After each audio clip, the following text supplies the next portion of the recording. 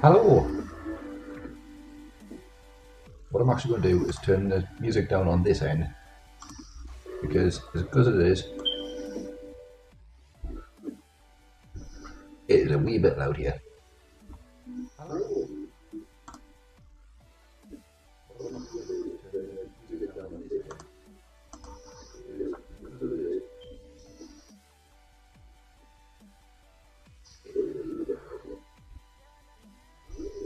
I am lagging a lot.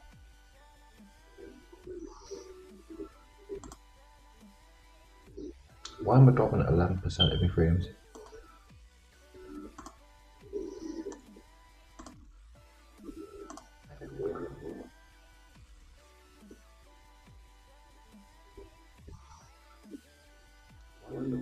This is frustrating, to say the least.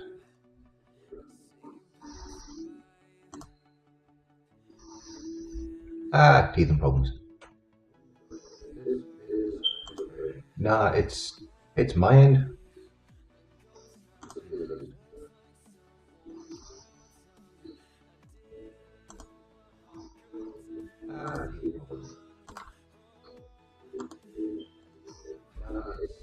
It's my end. 11% latency, which is nice. Well, 11 seconds.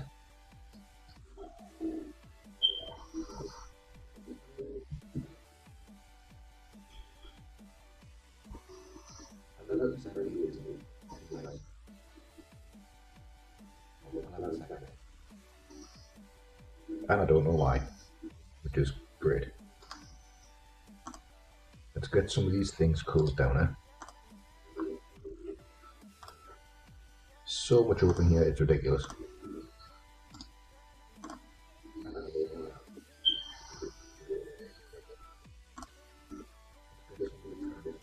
But, right. You wanted to know about 3D modeling animation, yeah?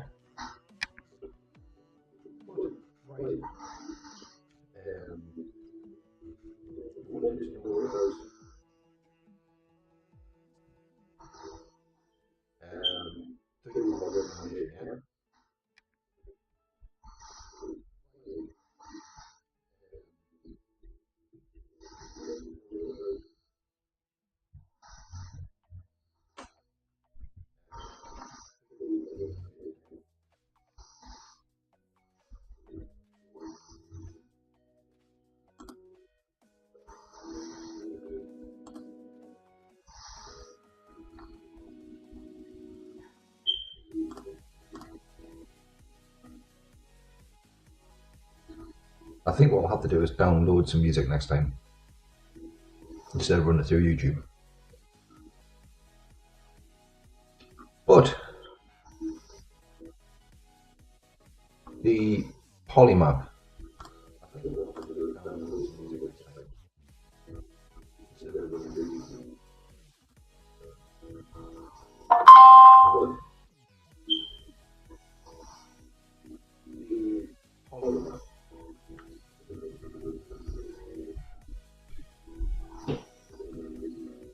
Yeah, that's fine, don't worry about the cast. I'm just shutting down loads of stuff. Right, what I want you to do is pick an object like a picture and just post us a link and I'll stick it on here and I'll show you how they do the polymap so you can understand some 3D modeling a bit better.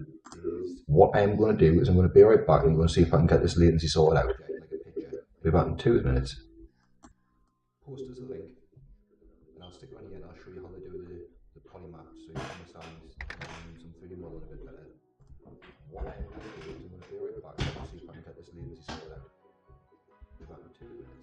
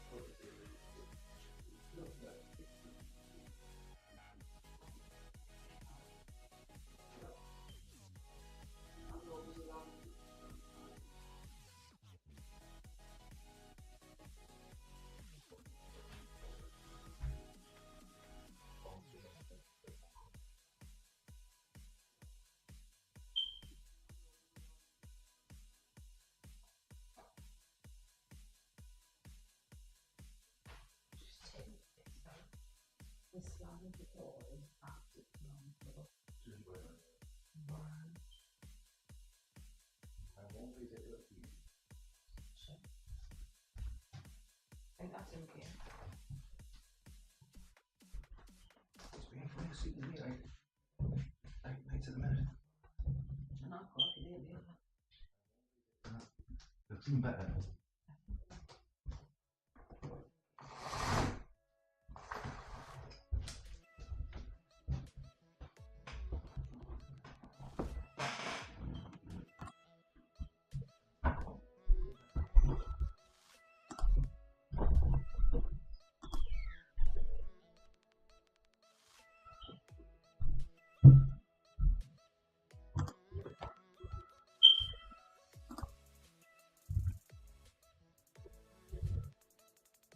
Yeah, that's no worries.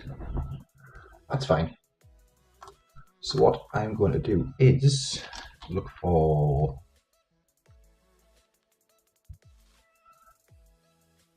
let's do a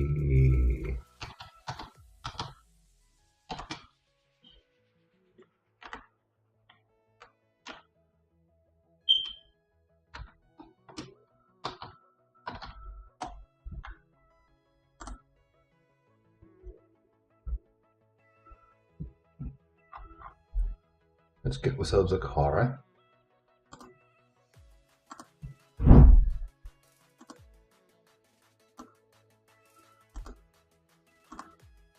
Let's get it nice and big.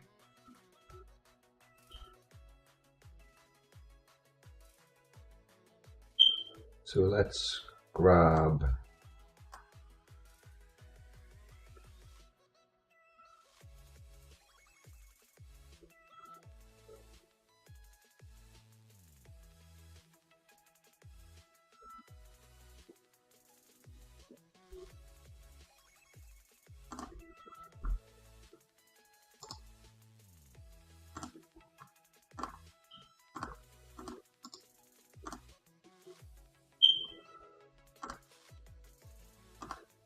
plop that in there.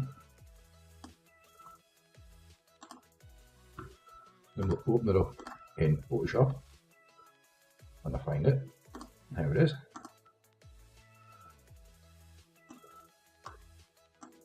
Don't know what all of these are. So we'll get rid of them.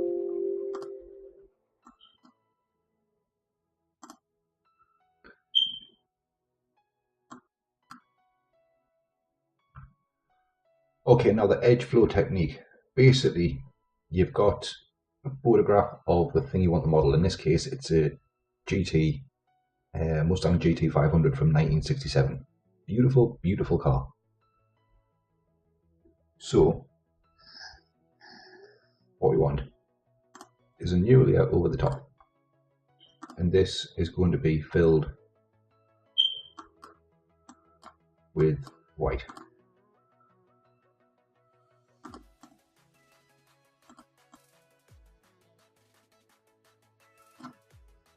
Just like this. And basically, it makes you can have it like this, where you're going to be focused on every single little detail inside the grille, inside of the little vents, on the back of the wheels, all the little pipes underneath, things like that. So what you want to do is just put a new layer on, just adjust it so you kind of lose contact with those smaller details as much. Because what you want to do is get a bright red brush, and it needs to be quite hard.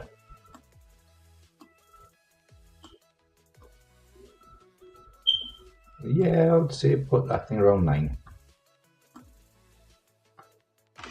And this technique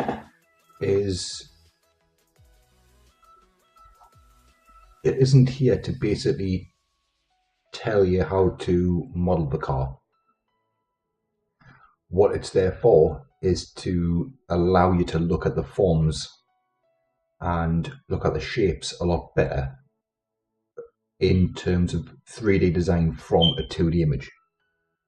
It's not there just to basically say, well, this is how you build it, this is what you've got to do.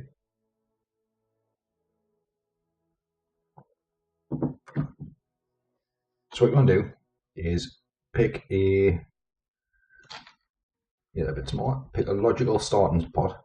So it could be on the bottom, could be in the middle of the grills, could be at the start of the door.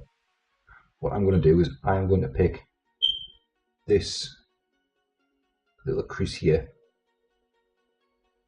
And because we know that that crease is going to have an edge, click here, hold and shift, straight line,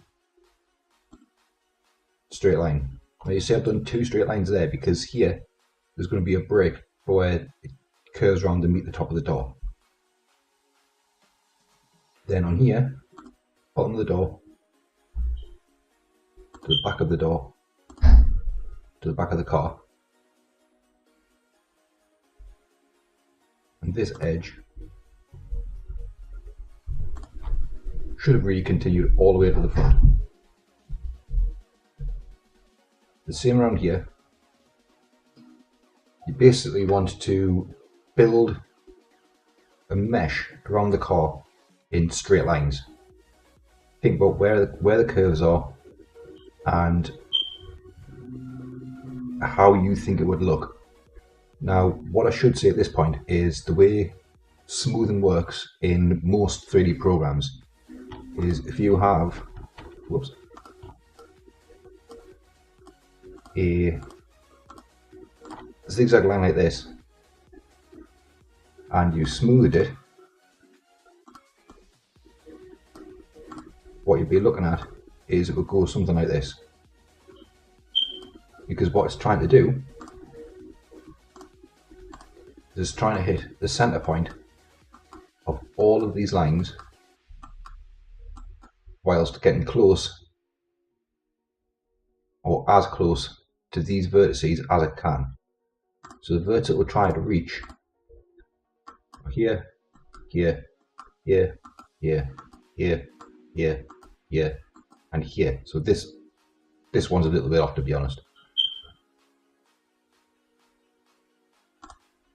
So I'll do it right this time. Like this. It's going to want to hit that, that, that, that, that, that, that, that, and that. What we'll end up doing is something like that. So you'll end up with that kind of curve if you want this. Now what you can do, I really should have done these on a different layer.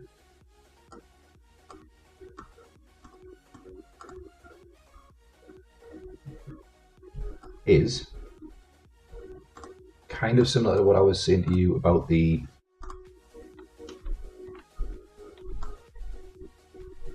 edge loop.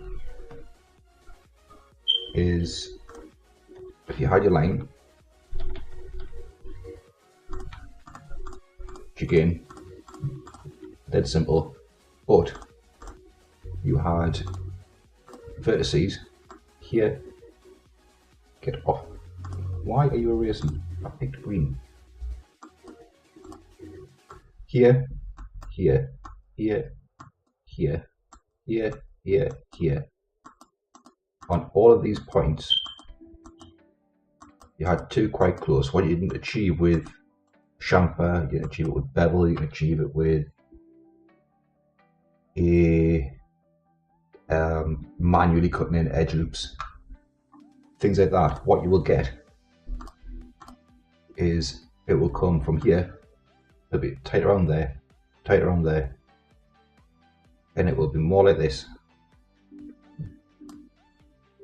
So it doesn't just maintain the curve, it maintains the corner, but it makes the corner just slightly more smoother, but it maintains the smoothness of it instead of, it comes in easier when you're actually looking at the wheels and you're looking at the rims and things like that, because ideally what you want to try and do is incorporate both of these, both this one and this one, into, like, say, these wheel arches, because you don't want it to have millions of vertices around here, because that's what I did originally, I just piled loads of vertices on, and it ended up being like 600,000 polygons for one wing of a car.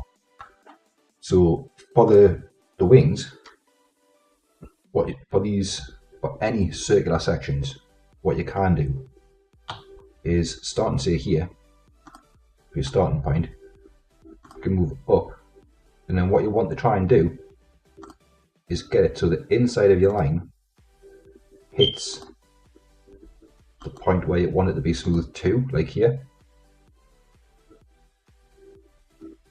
So just around here is kind of what you want, because when it's smooth, it'll go from here and it'll try and hit the center points.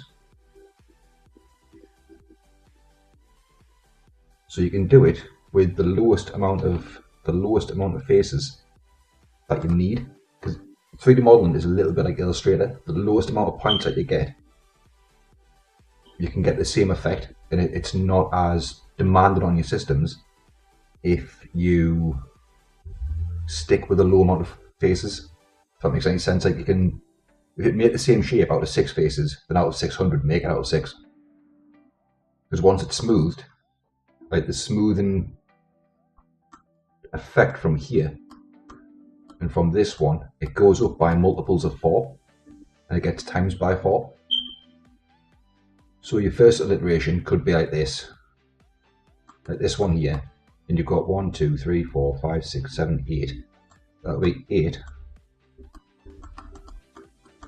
times 4. Then your second iteration, there will be that number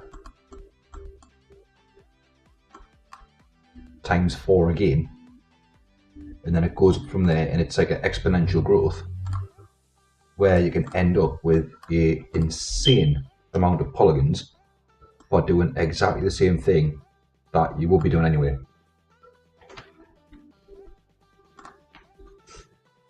So while you're doing this, you can always change the shape of your brush. If you want to use a different colour for where edges will be sharp because you've got a chamfer on, by all means. If you want to model different, if you want to look at different areas at a different time, make the brush, like say, green.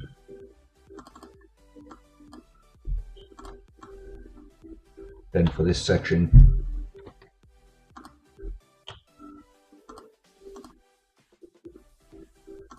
and at this point as well, what you want to be trying to do is just keep it as low poly as you can.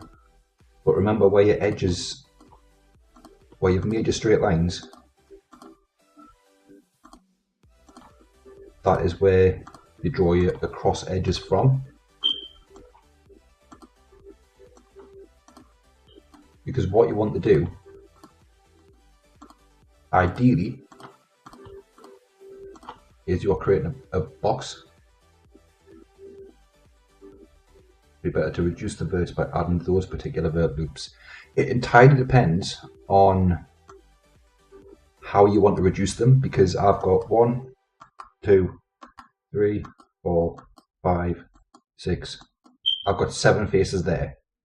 But if you wanted to, you could always add like an extra one here or a one there to get a bit more smooth.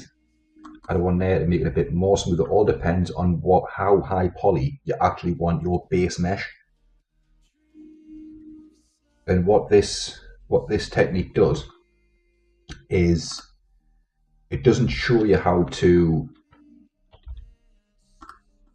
actually make the object, it just sets your eye in. Now, when I was doing this, I was in Sunderland in the UK. I didn't have employment.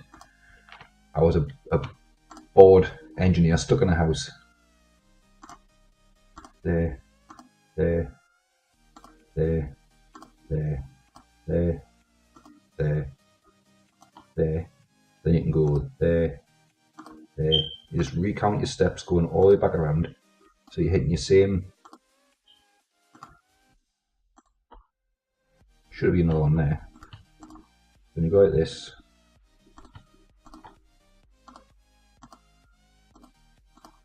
And you just work your way around, and what you're doing is you're building a mesh of your object from this close up, and it's as low poly as you can get it.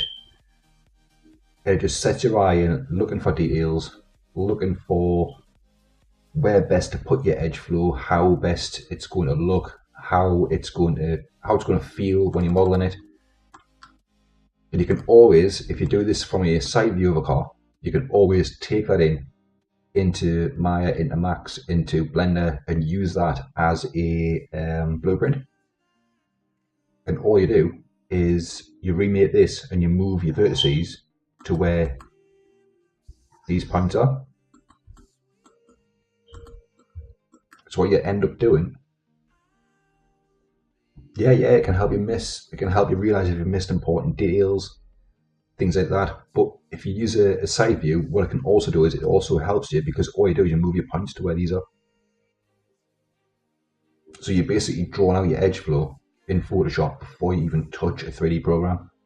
And it's a technique that I've used to teach people from America.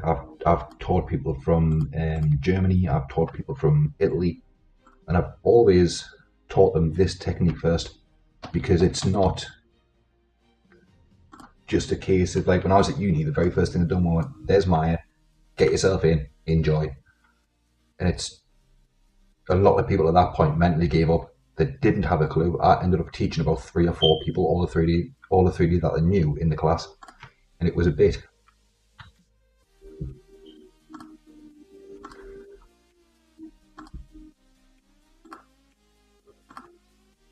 For some people, it was a bit overwhelming.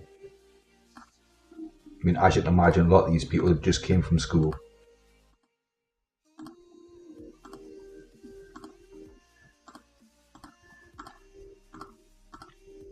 They'd walked into this big scary building with old age people like me basically standing there saying, oh well, you can do this, you can do that, you can do the other. And then all of a sudden they were just expected to do things. Now, one thing to also look at when you are doing this is the way in which the body moves. Now, what I'm going to do is I'm going to paint out this central beam that I started with, because this is a little bit more complicated than that. So I've got on my small brush again. So this edge here ends there, it goes there, across here, then it goes down, across, down, and then stops. There's also, you can see by the way the door creases here, and if we turn it off, just by the light reflection here, that it curves up and around. But right now we're not going to look into this, because we're just looking to get the basic shapes in, get it all mapped out, and then it's just a case of going through and revisiting it. So on the door,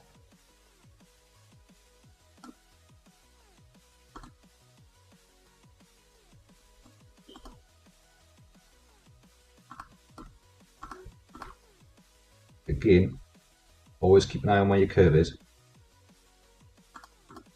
Even if it's just putting a different colour mark, because these can always be taken out or left in or anything like that. Then at the front, this curve goes down and it ends here. Just go straight up with that. And then this one actually goes around to here, like it doesn't stop where this edge is. This edge starts just beyond this little section here where it comes down for the lights. So that light goes around there. Or does it?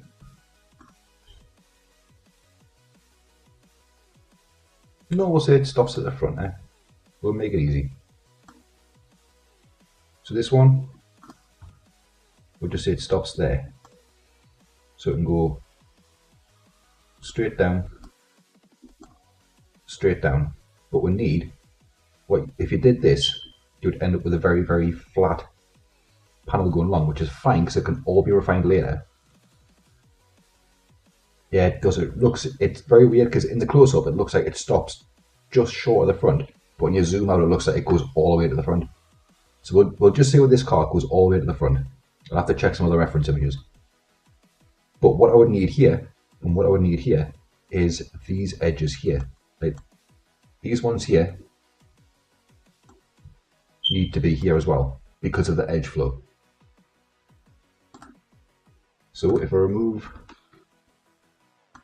get rid of this, not like that.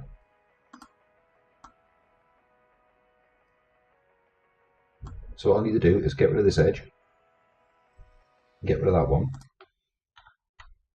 And what you can do at this point is take this edge, take it here, take it down. Same with this one, but what you've got to be aware is this creeps closer to this edge, but none of these do. So you can go down, you could stop it there, you could pull it in,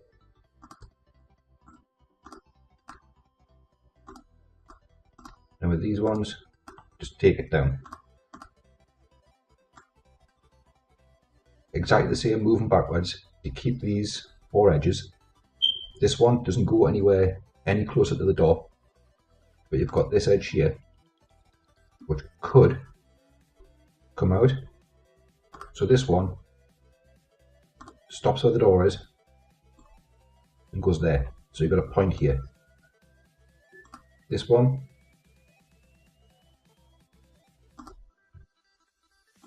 that one,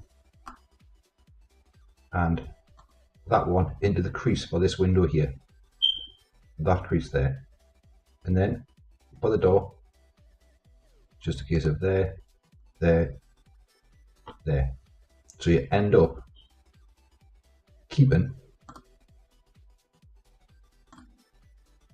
that edge flow going all the way down. So down here you've got your 3 edges that lead up to the front. You would have some more that come across for the top of the bonnet. We'll get to them ones in a second because they're on the perspective basically. You've got your front wing that comes down. Now these edges here should go over the top. But what I normally do is I'll get the panels blocked out a little bit. Then I'll go back in and I'll work in these edges here because these ones also need a crease around them as well. So if we go back in,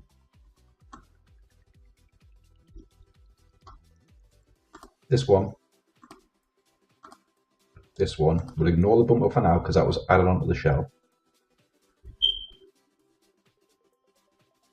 This one, there should be another crease coming down the inside of here.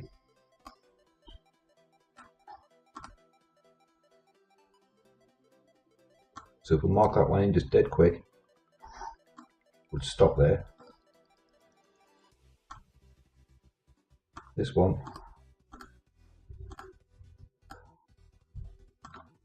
like that. This one, just continuing that edge flow straight over.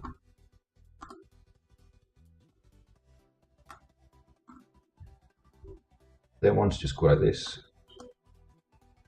On the door,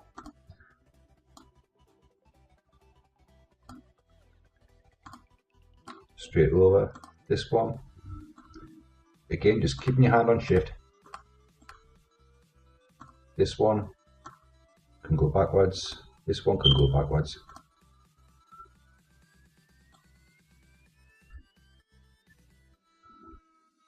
And then from here, you could always do another line just to keep the edge flow going slightly. This one,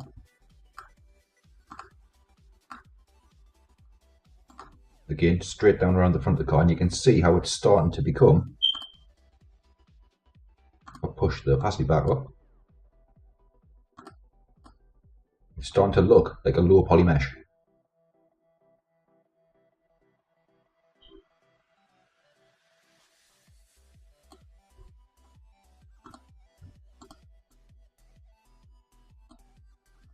So drop this down to about 36.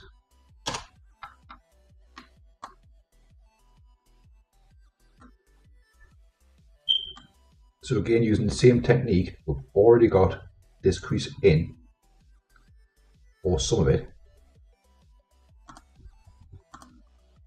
That one can just go like that. That's great, thank you. Last time apparently I sounded like a robot and all sorts, it was terrible. Now this here, yeah, the person who lived here before has painted all the firearms shut, and we can't get in to change the battery. So what I'm going to have to do is I'm going to have to get a knife around it and try and scrape the paint off and all sorts, and you might hear some mumbling and stuff. It's the baby alarm. I'm keeping an eye on the baby as well. So the stream is very determined by the baby. So this one here, just like that.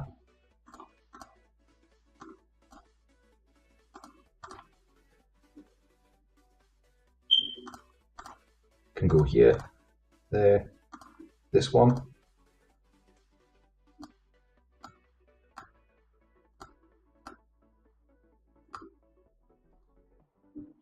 Could, in theory, go here. And then this one, again, up the side, down, up.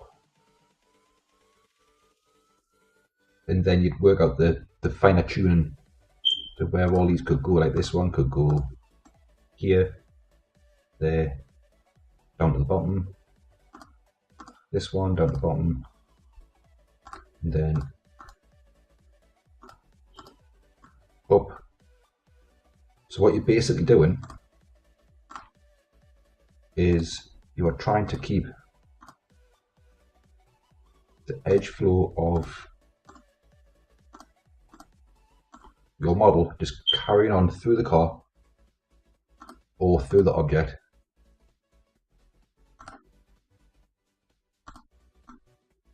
So it starts to look where you can see the details coming out, you can see the crease, you can see where the vent is, you can see both the wheel arches coming in, you can see the front of the car coming in, and that's basically all the Polymap actually is. It's dead simple. You can use it on anything you want. You can use it on characters, you can use it on people. People are a little bit different because you've got to follow the muscle flow.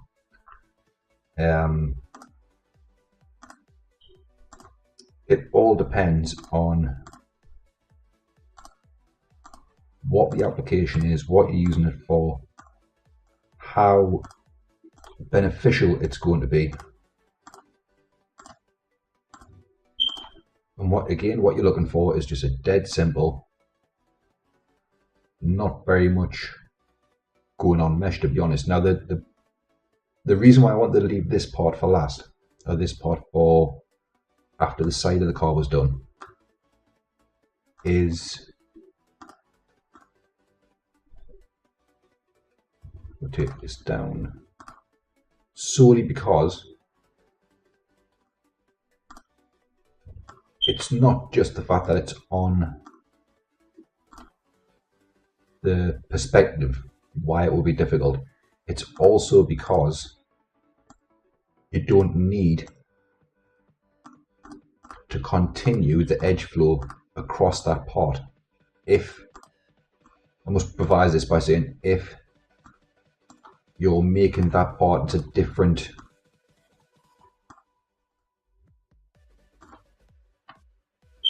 part of the model, like if you're building a new object for that part, like say we were for this green section up here, if we were building a new object for this, you wouldn't need to continue this edge flow through it. You could just go straight here, straight up, because you wouldn't need to continue it because it's going to be bolted on over the top anyway.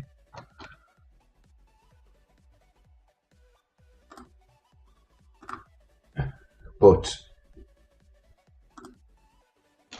yeah, this is basically it. It's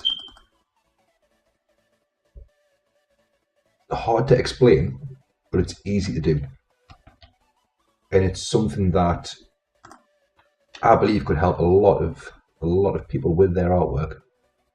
mean, there should have been another polygon in here, so that could go there, and that one can go straight down.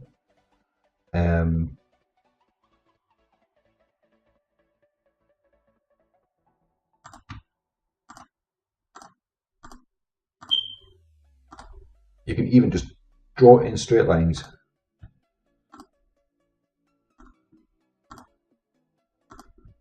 Pull these edges out.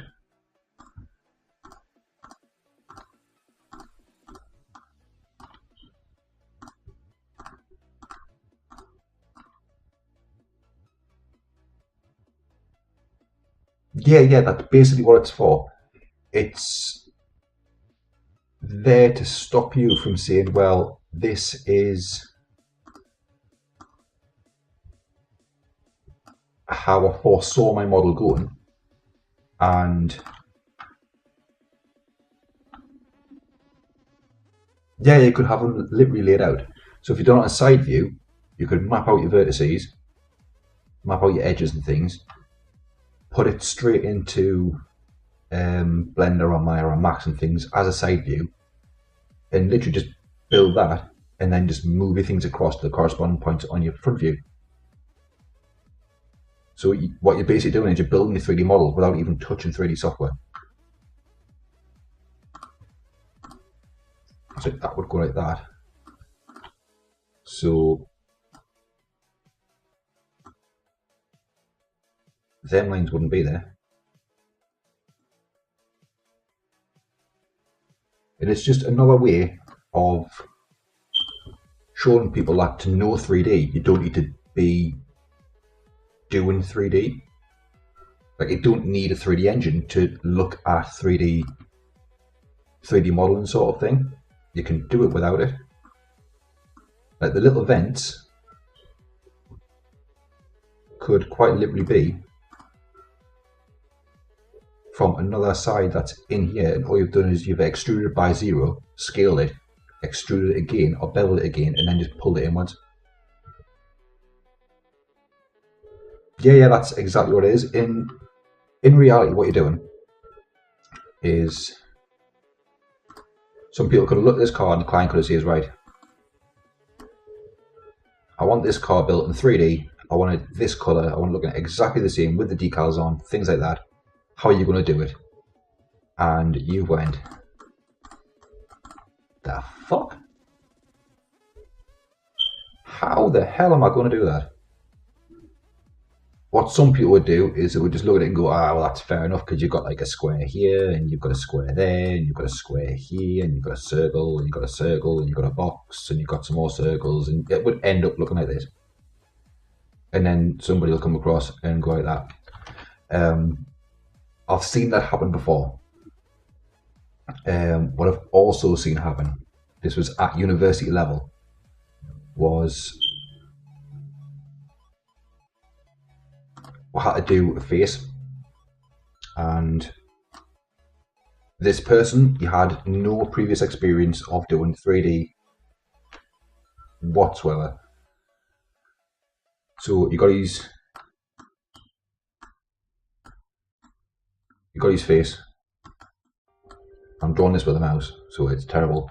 And basically, what he done for his edge flow was this.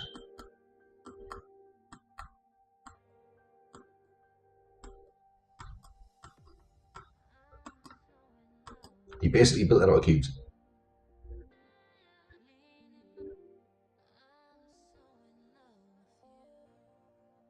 And what ended up happening was, what he had to do, he essentially, let's get my brush back, had his face, very much the cube monster, and he also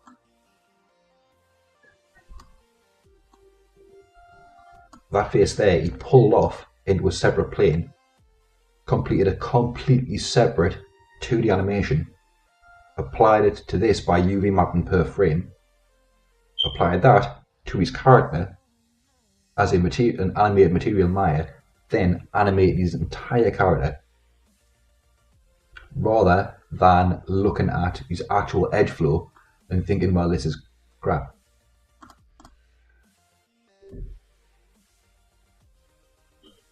Although he made the dreaded cube monster face, his character looked and animated awesome. And he was the only one out of two of us to actually complete the entire brief for making a character, UV mapping him, animating him, and using him as a brand.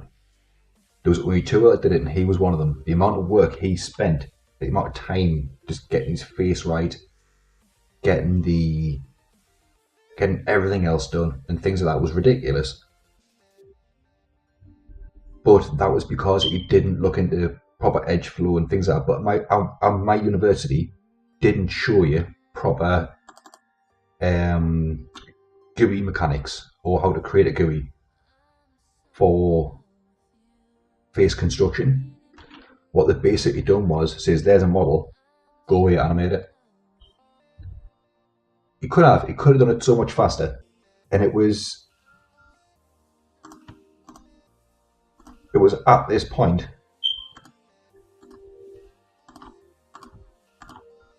I'm doing that in the wrong way. Why did that only go one way back? That is terrible.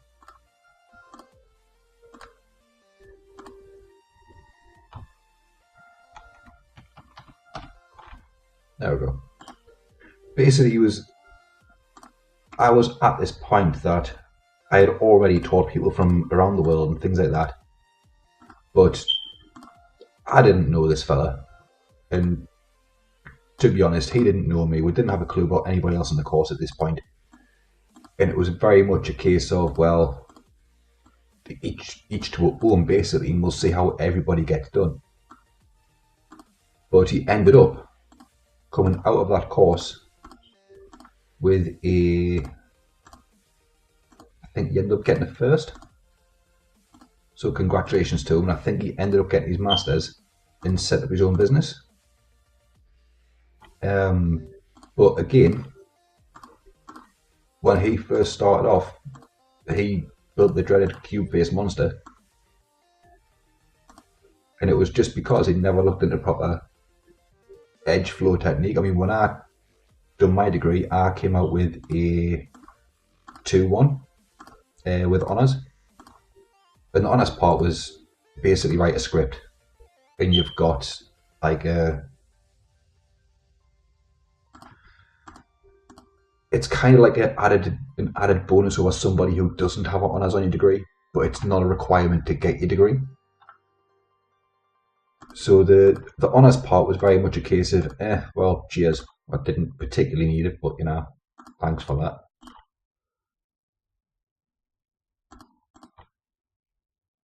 But yeah, it's a bonus. So if you got a degree with honours and somebody came in for the same job interview who didn't have the degree with honours, you should, in theory, get viewed more favourably. Now, whether that's a case is a different matter, because most of the jobs I went for are being refused because I didn't have 3 years experience.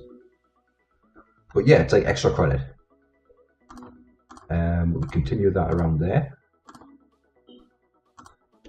And it can go around here to keep that crease.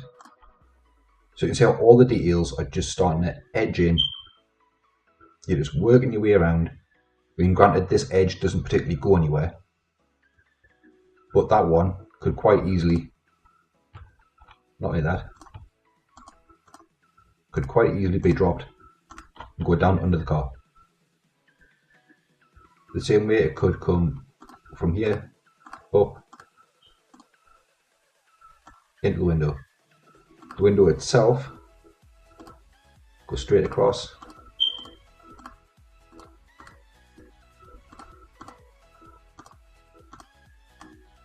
Straight down.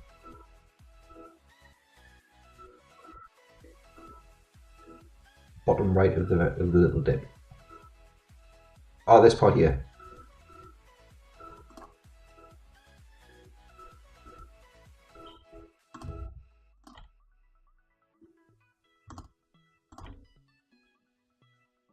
I don't know how I had that going across, but it's just not showing up very well because of my brush. Because on an opacity here.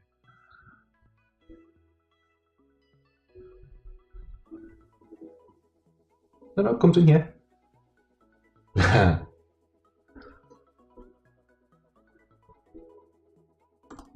This one, again, was just in the wrong place.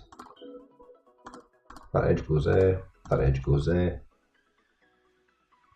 Never be afraid with this technique to go in and just strip out entire sections, because it's taken me what? Under 50 minutes from starting the stream, and that was 5 minutes, to getting the photos, setting this up, few minutes, and I've mapped out basically kind of the side of the car. But this technique only works from the angle that you're looking at the photo.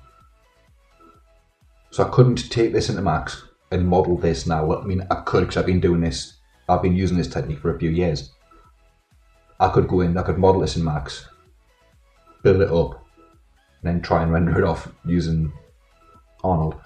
But for this, I mean, this hand side here,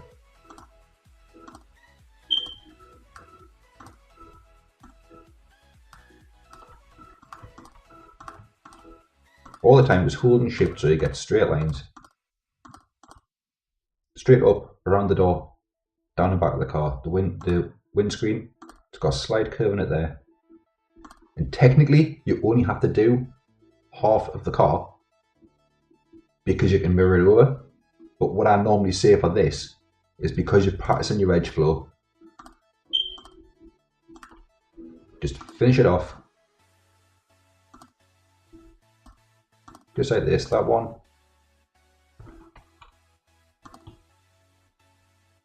Just there, that one. That one. Then across. Down, that one. Over the top. Now this would be a quad, but you just can't see the back of it. There's always a little ledge around your windows, just so you get that thickness in here. Windscreen, straight down the middle. This one, again, you could be using a separate piece of geometry for it, so it's not a drastic. That one will go down, so it's not a drastic thing to. There's your little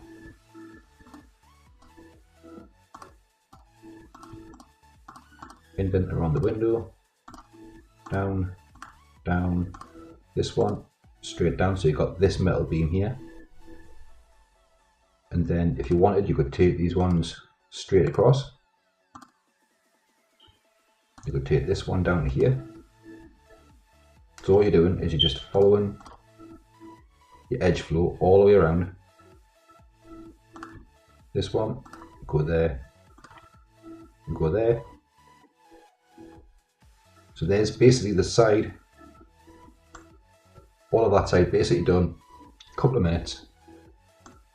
Across the bonnet, it's exactly the same. You finish off this wing here.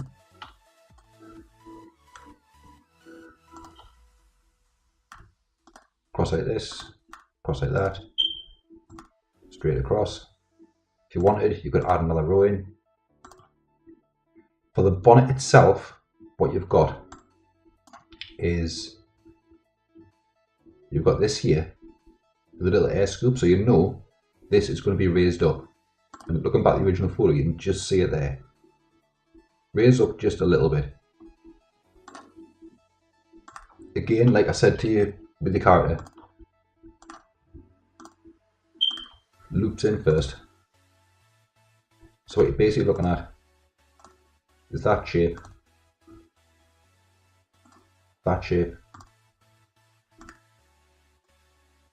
down. We'll just carry that straight over so it's not too complicated. Straight up, that one.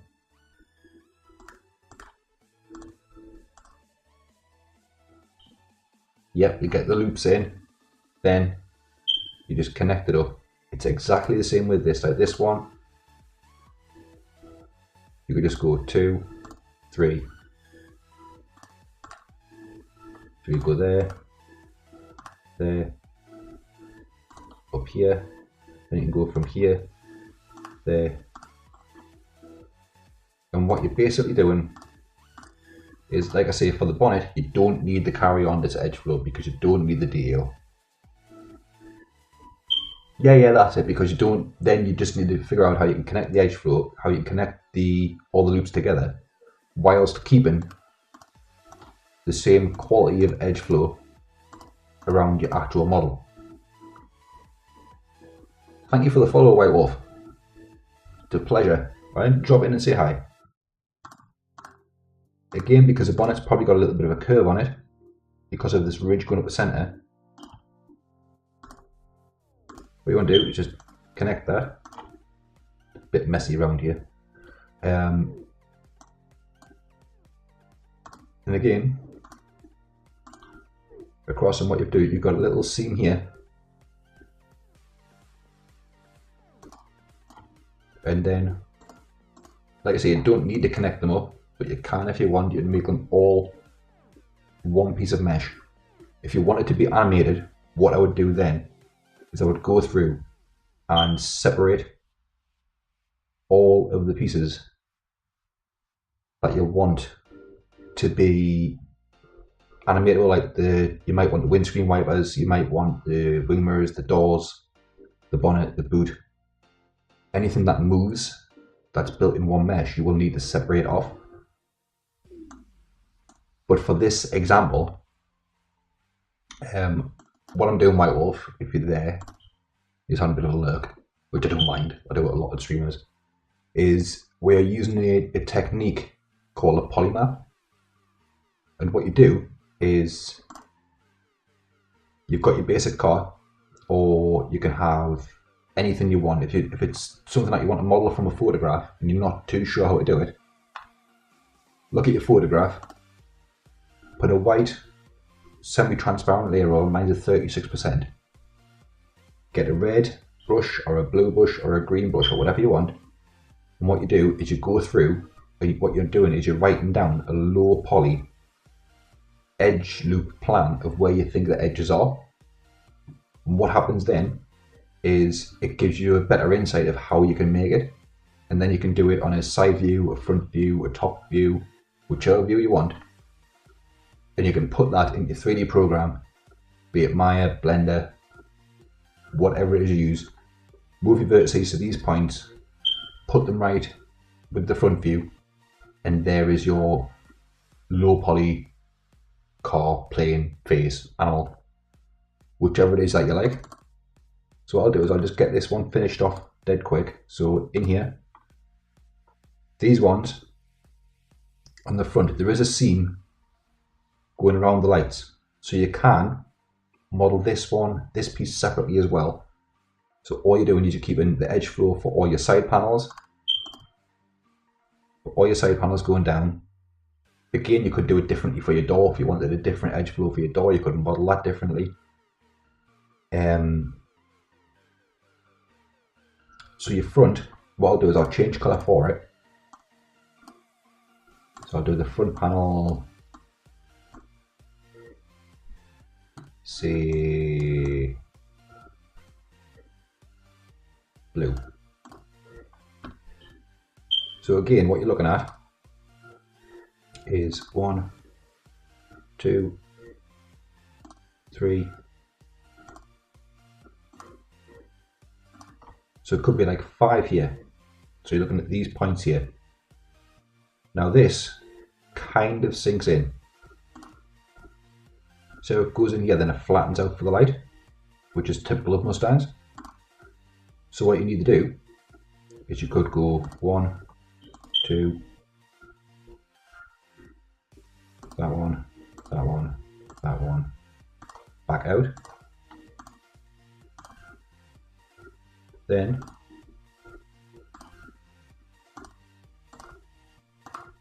connect up the edges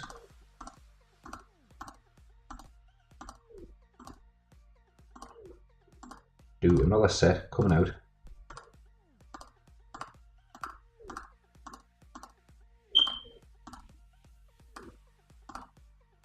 In here,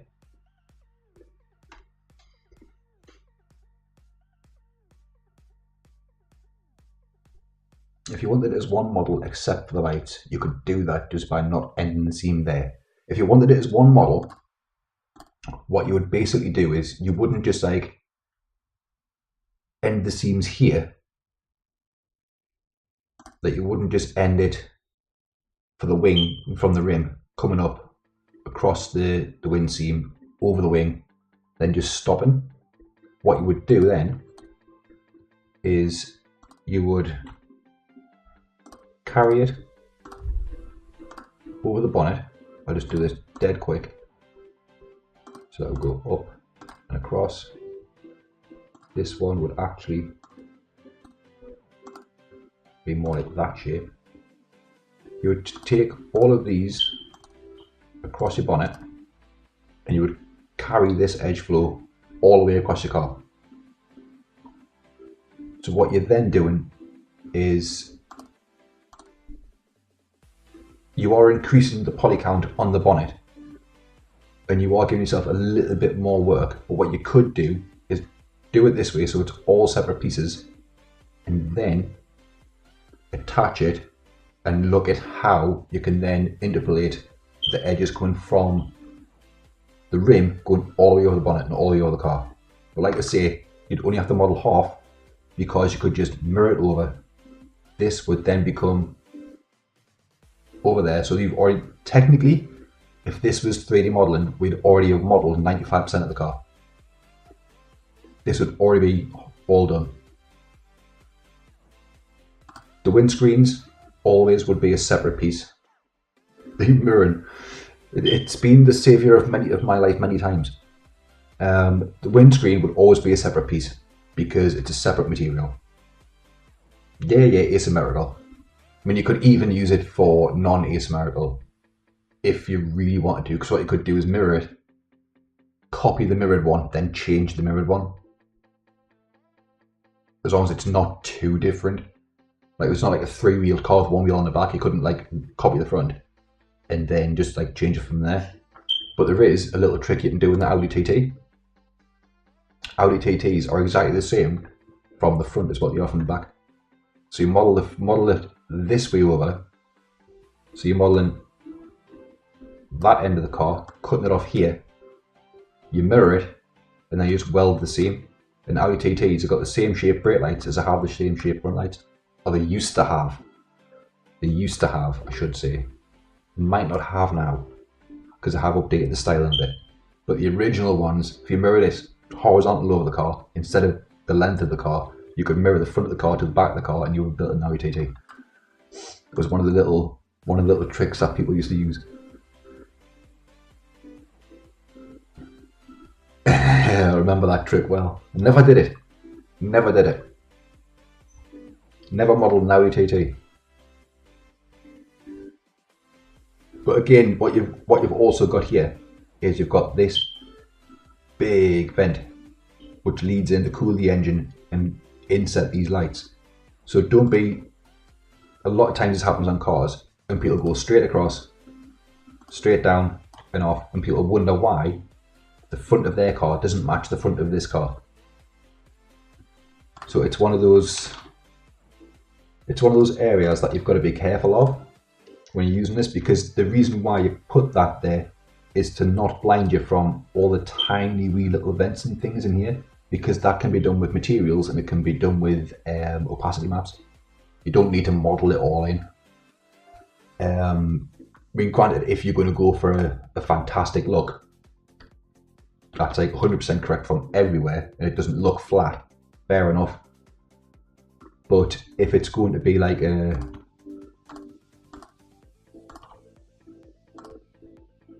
deal breaker, then by all means model it in. But at this point in time, what you're trying to do is get the basic flow of the car, see how everything lies. We want to go down in between those lights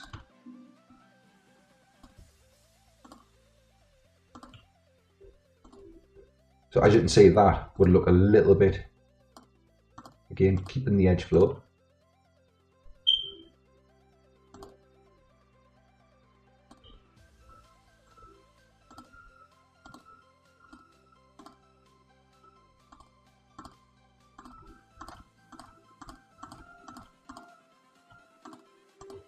Just do this dead quick.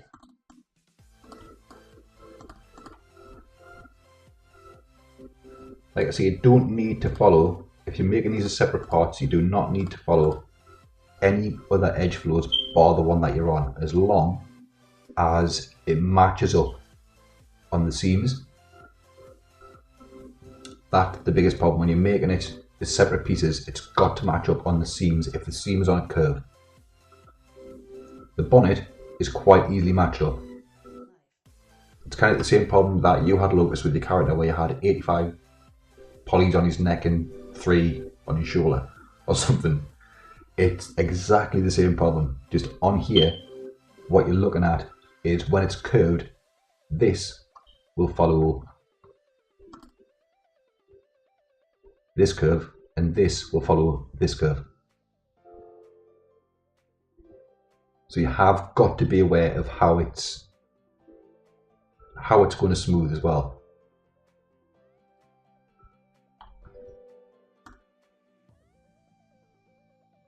But essentially, like, again, if you wanted to build it out of one piece, you could do it, just a case of taking over these edges and then selecting the faces for the bonnet. Yeah, like the legs. Yeah. This is the reason why I said start as low poly as possible. What basically happens is you'll start high poly, you'll do something like, I don't know, your legs could come out, go down. Now you might want a smooth shape, which is what you're going for here. But again, with the smoothing mechanics, it's going from here to here to here to here to here to here to here, there, there, there. And it's going to try and hit the center of all of those sides. So from here, it'll end up like going all awry, and it'll end up going bumpy because it's trying to hit the center of all of these edges. I mean, I know that line doesn't quite do it, but sometimes, this is how concept art as well. If I wanted to curve, again, it's like Illustrator. You only need 2 points to make that curve.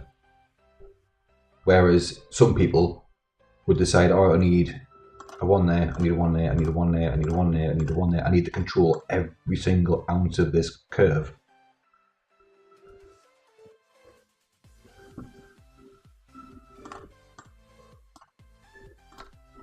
And that's basically what it is. It's all about the little wiggly lines. Even in animation, it's the little wiggly lines that make the difference. But that is, in a nutshell,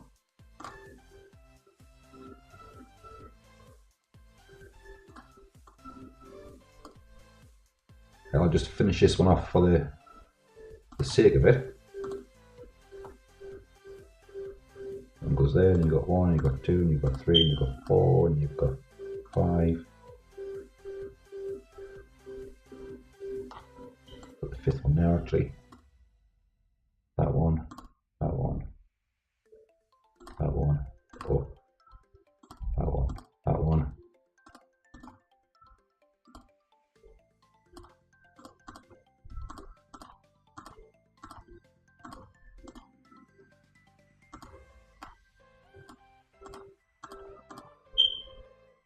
So again, all I'm doing is just looking at the edges,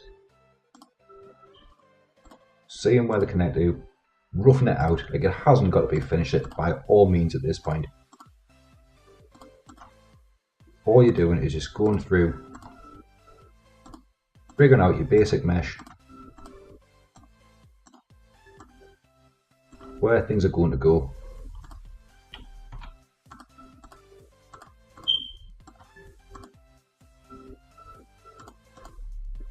If you want to, you could add in another loop down there. This would go up the back, that would go up the back. Now in here, I would do something a little bit different. Like this point here, I would actually, if I do this in green to show you, I'll put that point kind of up here and across, and I'll put this one in the center of this light and across, and I'll move this one to the center and then down, because in here what you could do, you would have these edges here, cut from here around in a diamond, from there out of the corners, and you can move these points out and you'll end up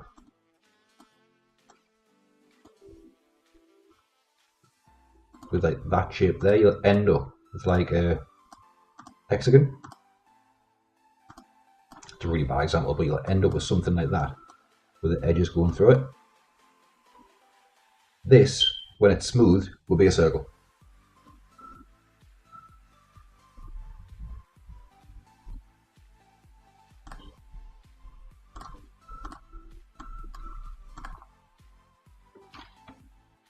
So what you end up looking at,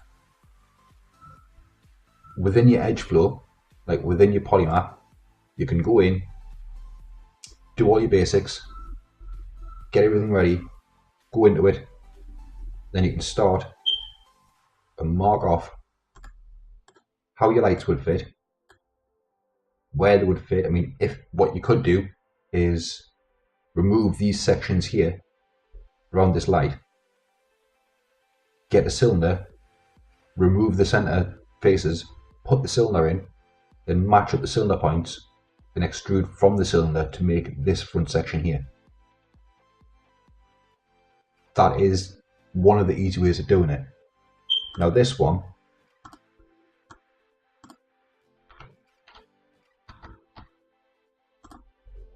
you'd have your edges coming down,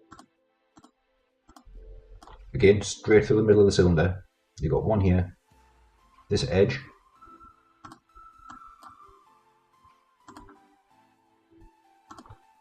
up to the top, that one. Hey Nari, how are you doing? This one, down to the bottom. From here, you've got this edge as the boundary. Cutting your diamond.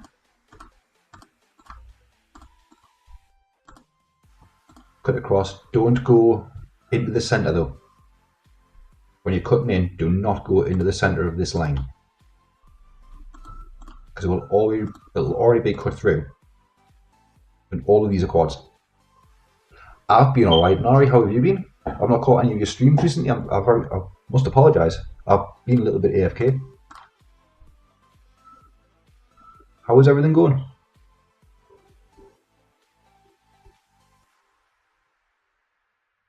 But meditation.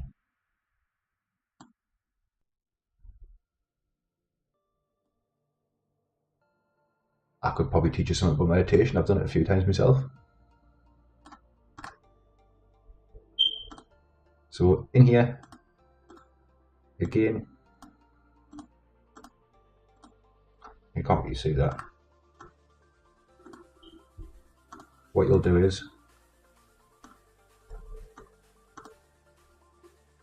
like that, that'll be cut across. There's your circle for your light. You're waiting for me to teach you meditation techniques, are you? Or you listen to it on another stream, or...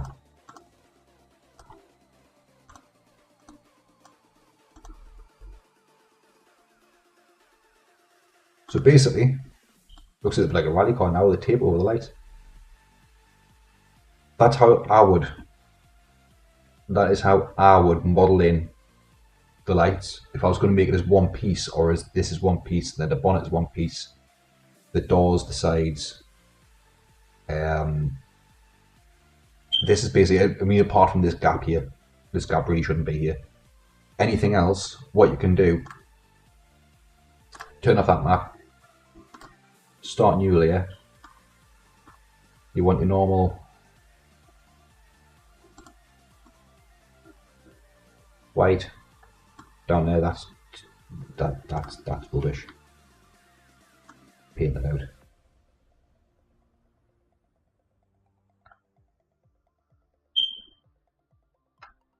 I don't know if I'll be able to do a stream on it.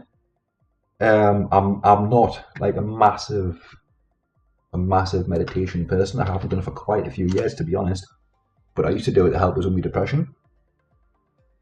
So I'm not like a big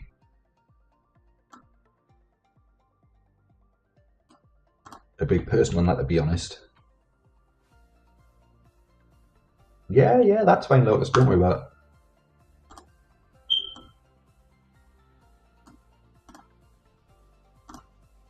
What I'll do, Nari, I'll explain what we've been doing. Basically, got a 1967 GT500 here. A beautiful, beautiful piece of machinery. And I was showing Locust what it's like,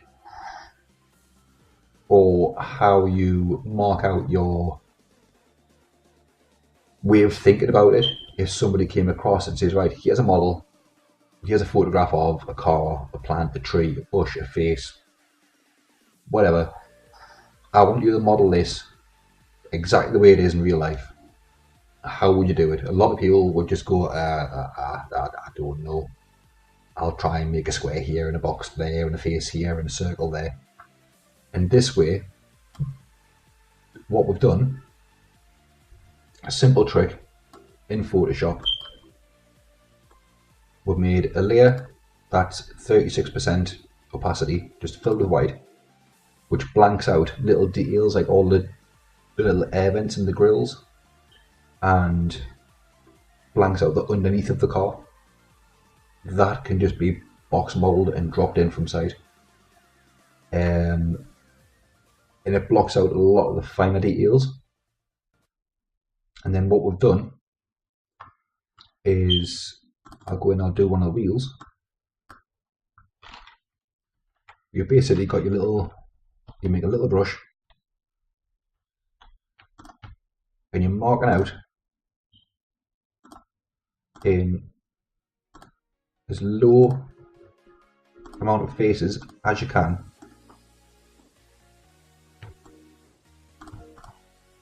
how you could make it and keep your edges going all the way around the model.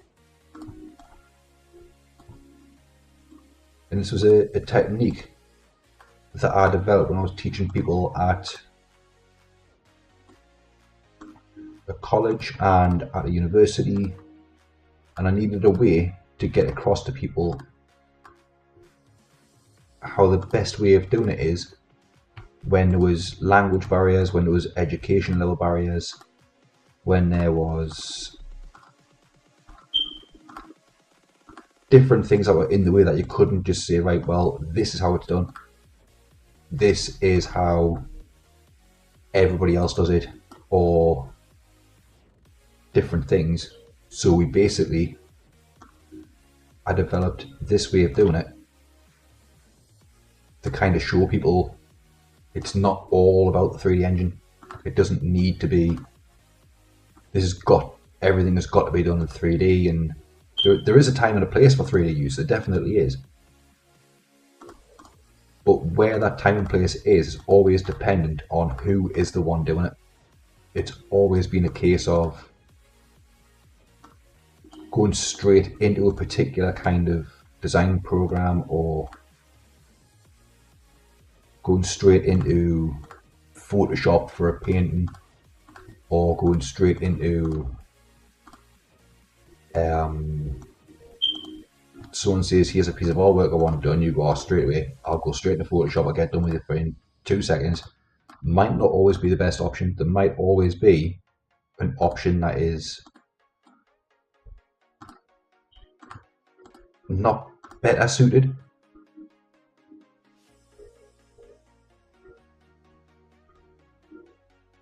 This is Photoshop, and this is like I say, this is a technique that I developed to help teach people where there weren't English speakers. I've taught people from Italy, United States, Germany, France. I've taught people from all over the world how to use 3D modeling software.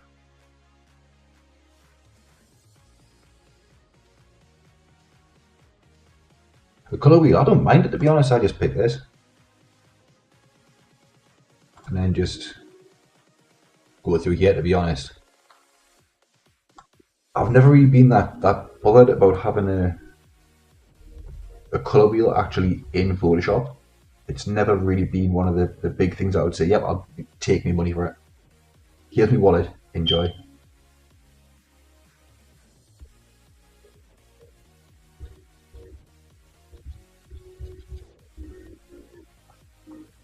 But I can't believe that they make it pay for a colour wheel, to be honest. The evil corporations.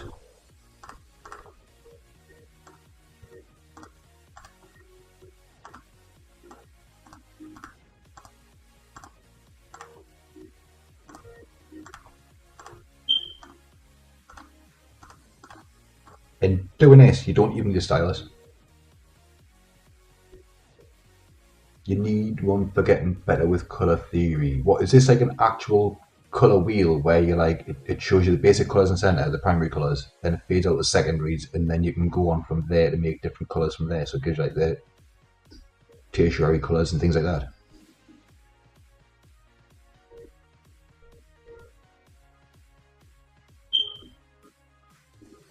Or is it literally like that triangle one you see people use on streams? It's got like the little ring around it with all different colours blending into each other.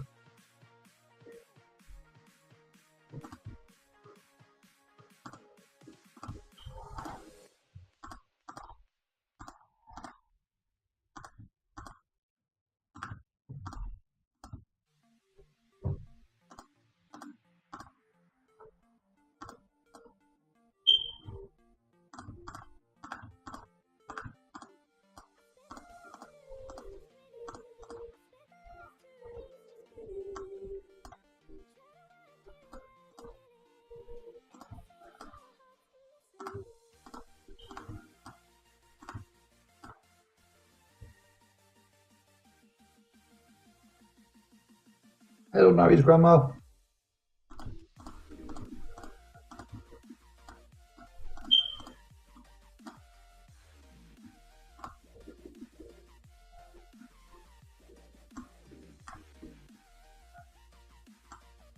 The wheels could have probably been a little bit higher, Polly, to be honest. But it gets the point across.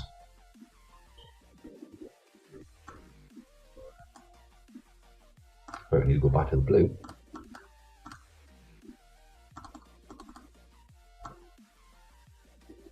Carry these edges across.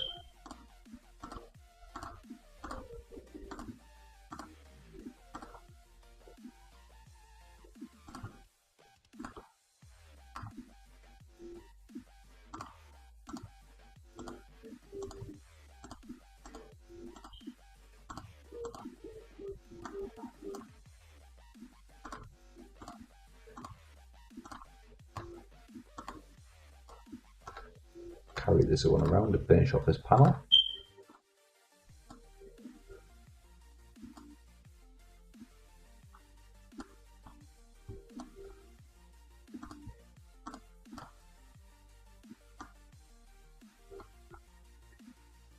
This one straight across.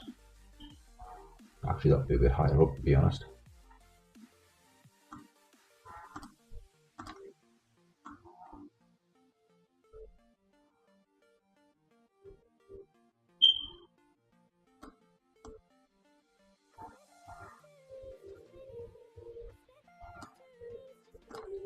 So this one, see, because it drops backwards. Again, in here you could use a cylinder, stretch it across, but then you'd need the edges come down here as well. You need a one coming up and over to the center point. This one go across for the center point. This one want to go up and across. This one down and across. Remember to leave a little gap here because it's a quad. Then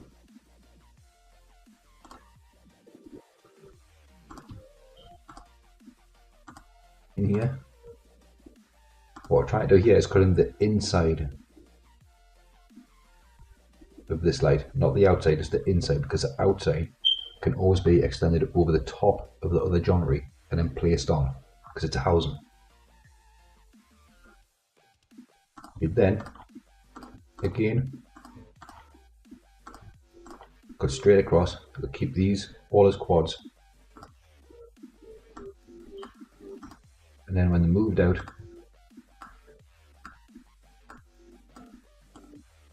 it's on a very good angle, this one, to be honest.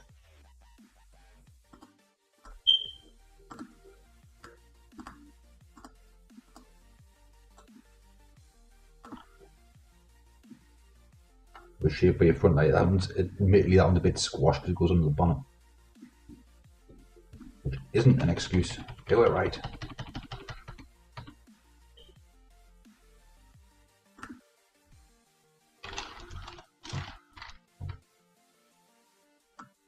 So just get rid of all of this and I'll redo that.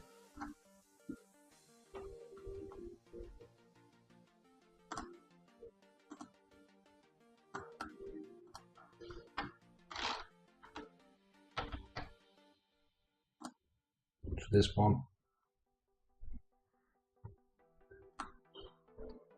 for the center, that one, this one, pull it down.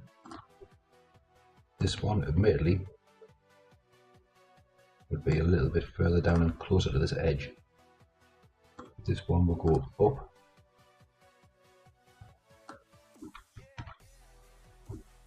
Up, you wouldn't see the top of that for the bonnet. This one, straight to the middle. And then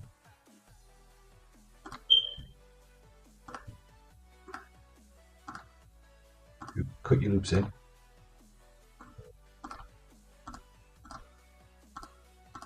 Just dead quick, cut your loops up. Now when you move these out, remember we're looking for the inside of the light housing.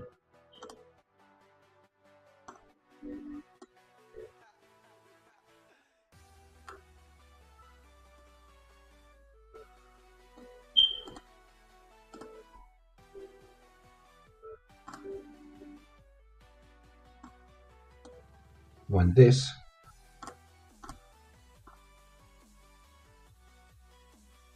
is mirrored over, that is practically the car. And I've left little arrows in there and all sorts. I need to clean that up because it's going to annoy us.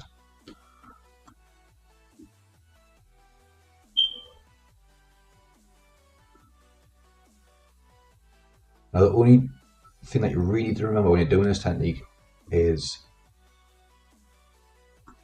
you are already painting on a painted backdrop because you've got a white canvas that is 37% opacity. So if you use a rubber, you rub off your black canvas as well.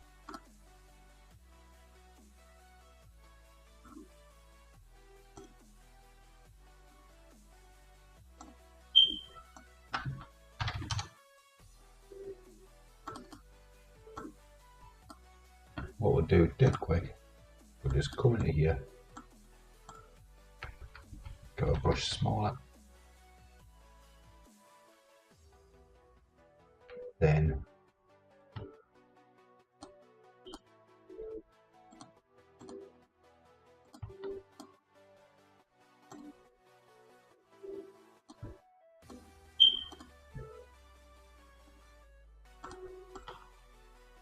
that'll be a loop, there'll be a loop here.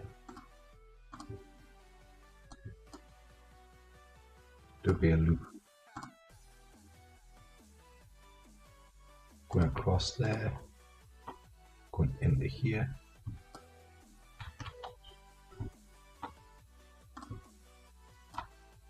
Down the back and across. Same thing on here.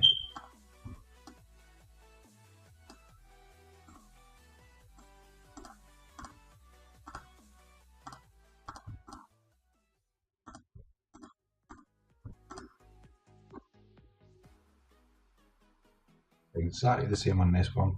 This one does have a bend, so we need an extra edge loop in here.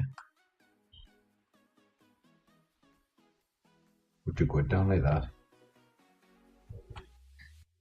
And then from the center and up across the back.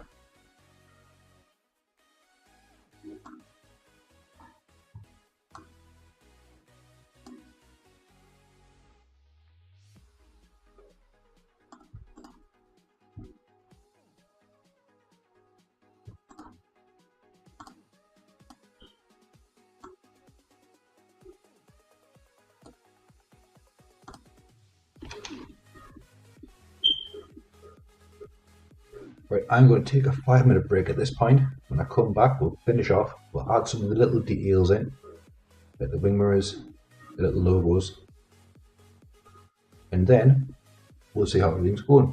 So I will be right back in a couple of moments. Just going to grab a coffee.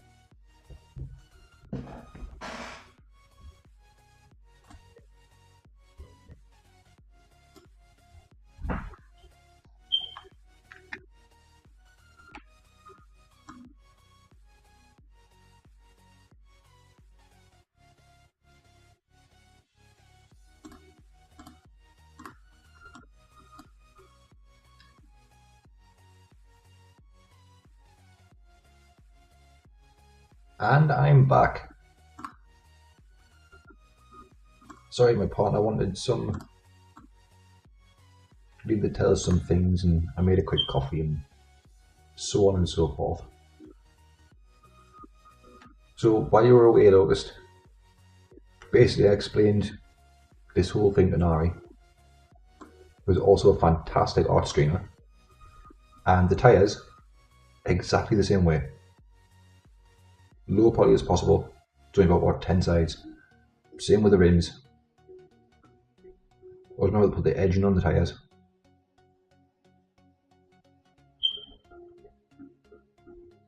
Exactly the same way as ever.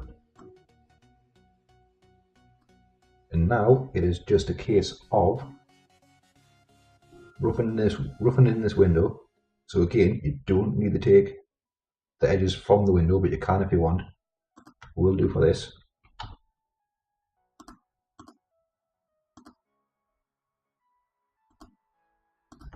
Straight across. Straight across. This one will need to come a bit further down, across here to join onto this edge, which is one that I added in before, to come in here, down the back and around. Nari is a very, very, very artist. She does beautiful anatomy drawings.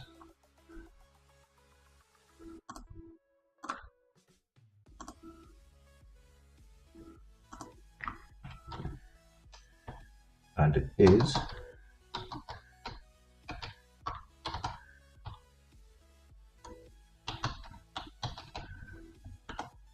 I believe that is a link to her channel. She uses a lot of Photoshop, and she's starting to get the hang of the tablet and things again, and just starting to really put her own stamp on what kind of artwork that she wants to do. And it really is a shout out command in me chat. So this one, again, all the way down the bottom, you're setting up this edge here on the window.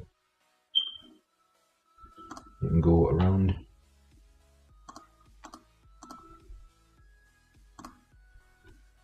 the outside here. Now this one itself, again, could just be a straight polygon here, extrude it in by 0, extrude it in again, then pull it in, and it will all draw in from each of these sides, and it will make its own polygon shape. But for the sake of argument,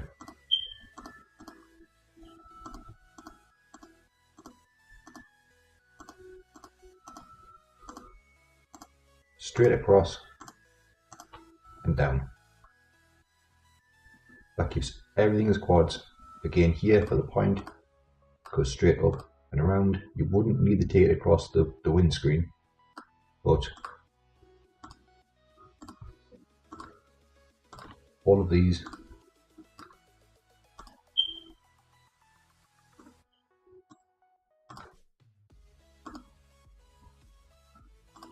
straight across. We wanted to bring some more edge loops in from the roof.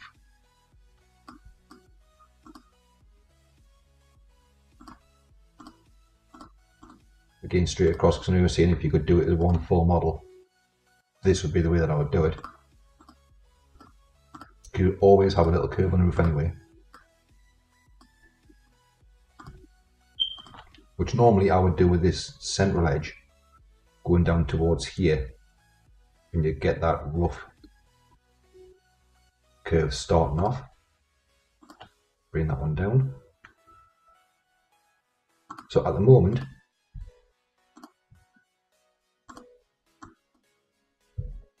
we have effectively half a car.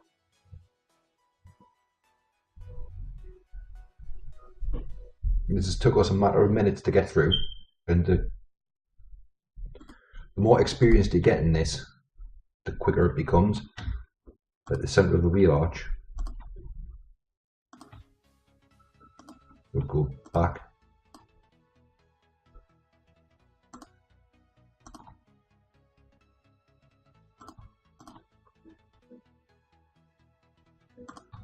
and then back in like this.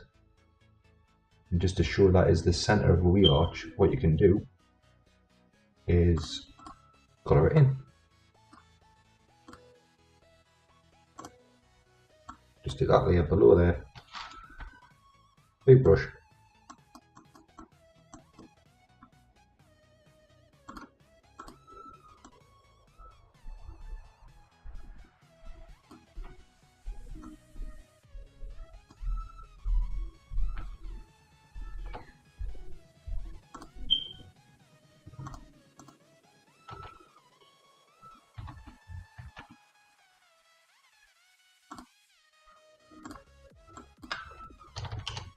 Drop this to 36.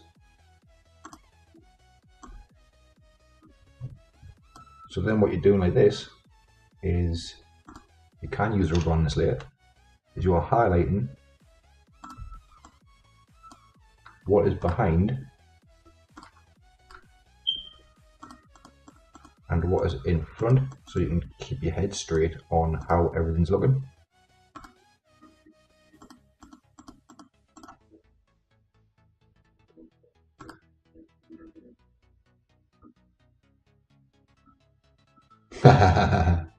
Yeah, she's a very, very, very good artist.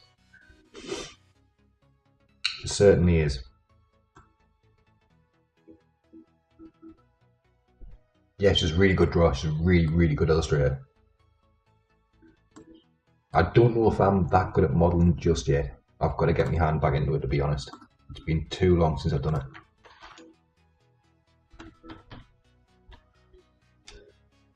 But again, that wheel arch, it'll always start higher up because you've got that curve going back in. Pull all your edges across. You could even pull some going down if you wanted. Again, just remember to come in here, flip it,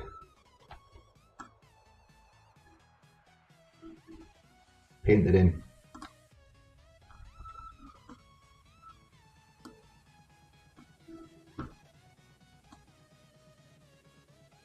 Take off your excess so you can still see your edge flow.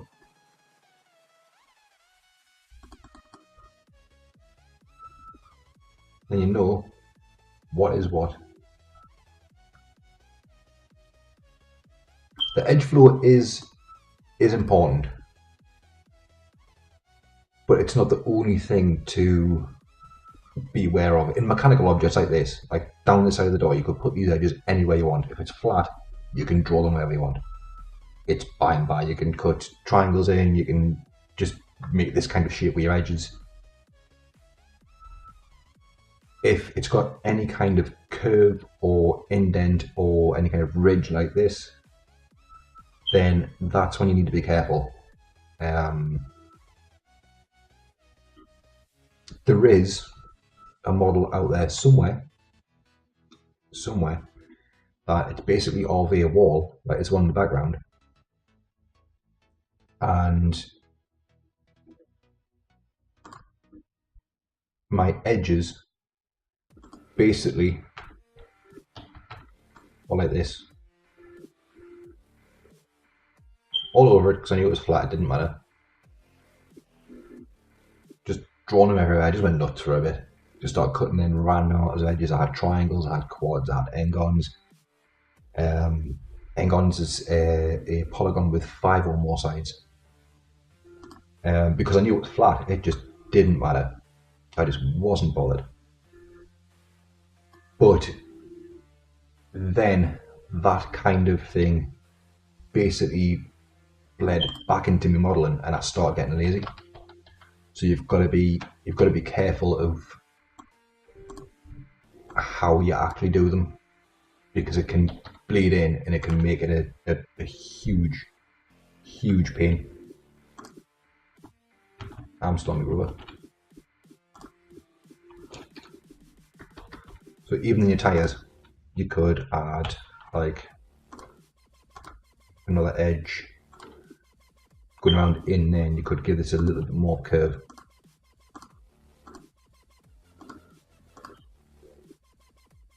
Something like this. Again, you could do the same on the back. You could give it a bit more of a curve if you want to do. I mean, I'd do my tyres like that, And then what I'll do is I will make another little edge, essentially like around this section here, and I will bring out this section and I will pull in this edge here, so it's got a little bit of curve on the outside, so it's not straight up flat. It's got that curve, like this pressure being put on the bottom, so it looks like it's a little bit more inflated. But if we turn this off,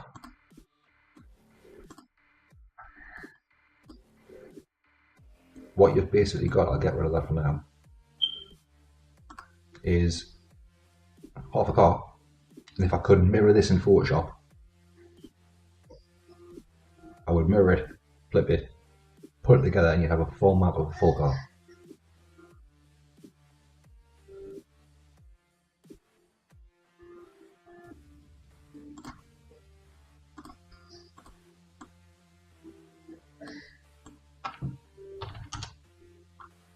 So if you're trying to model this car to start off with, originally you might not have had an idea. You might have thought, well, how am I going to do that? It's far too complicated. It's very much a case of, do I look at the original one and try and draw where I think the doors are, like any kind of vents. You've got the shape of the bodywork here, you've got this. You could make notes all over this image, everywhere. You could fill the screen and it wouldn't get you any further forward. Or you could chuck it straight into a 3D engine, try and guess where the edge flow is. You might even know where some of it is, how it lies in the car. You could be a massive fanatic about Mustangs. You might think, well, I know all of this and everything else. It's pretty simple stuff, and it's all basic geometry and things like that. But this technique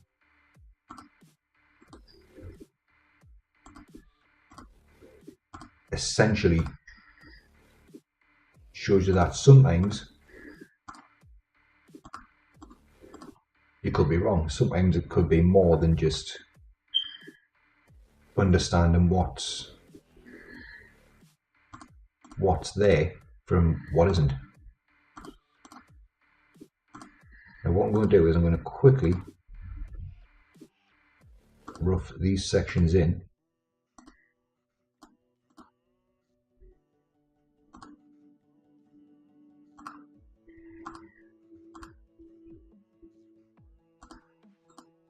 So I'll come across to there.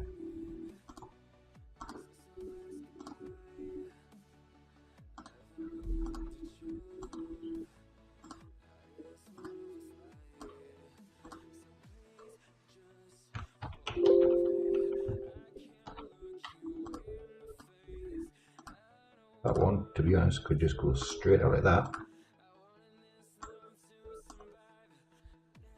Door handle, essentially it's a cylinder with the hoop,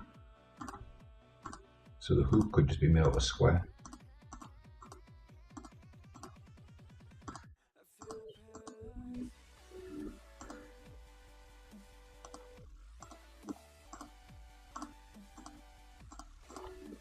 So it could just be looking at something dead simple like that. These, again,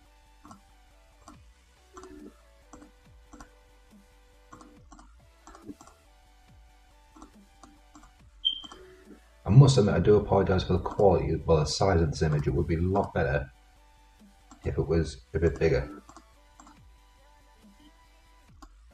But it seems like Google didn't want to give away a big image today.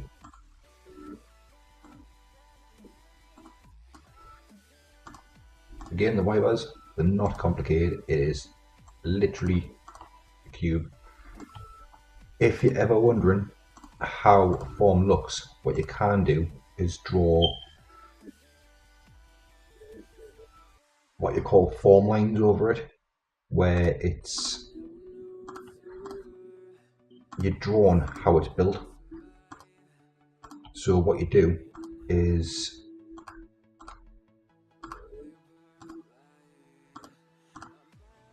you draw the shape, or you draw the form, rather than what it is you're actually intending on doing. So for this section of the car, or for this section here, you would just draw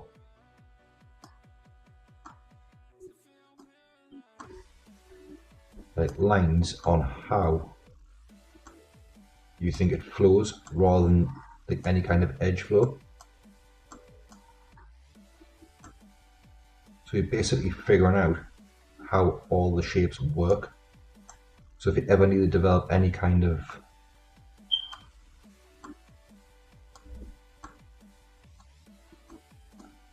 machinery, or a character that's mechanical, and you need to know like how, or you get a commission for something, you need to know like how it looks like, you can always do this. And it's essentially, it's majorly used in transport design. And I found out about it, I didn't have a clue. And it's one of the techniques I use to actually make the polymath technique. And what you're basically doing is you're modeling, you're drawing it in the form rather than the shape. And I was taught it by a man who tried to convince us to change my course from animation to transport design. As he had made me character that I completed, the little motorcycle one. And what he basically said was,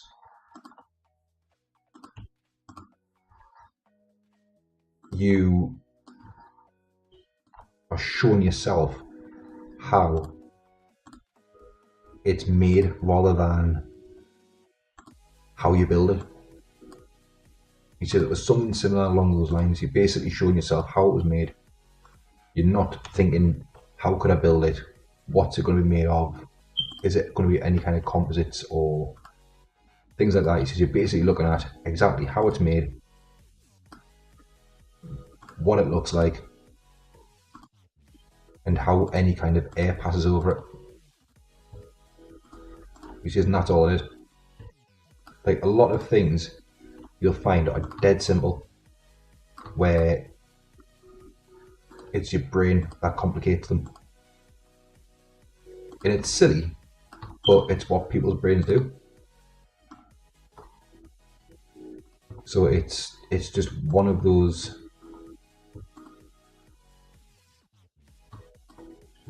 things.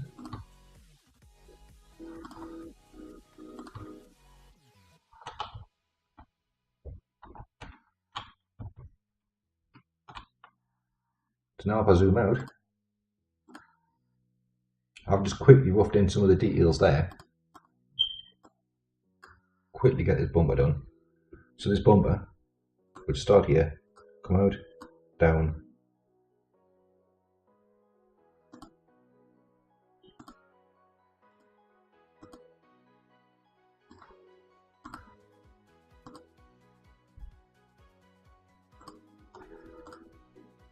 essentially it would just come straight around like this.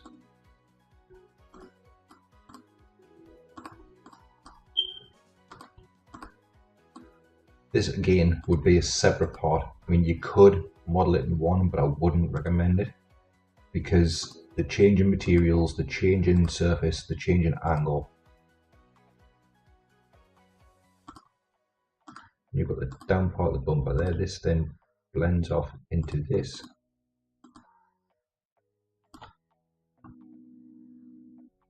So now if I zoom out, turn off the original, there is the car with the bumper added,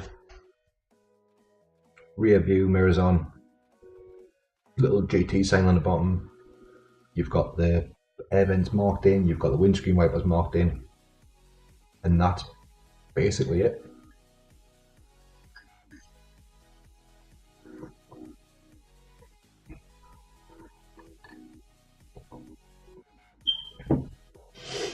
Very, very, very simple things. And that's all it is. And very, very simple stuff. But it's getting to the point where you can look at any kind of object and you can do this straight away.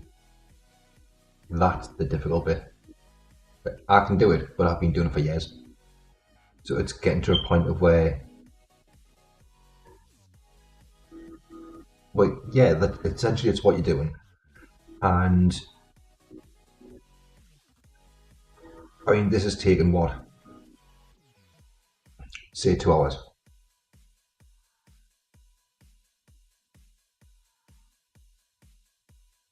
But like, if I got, I don't know, pick something.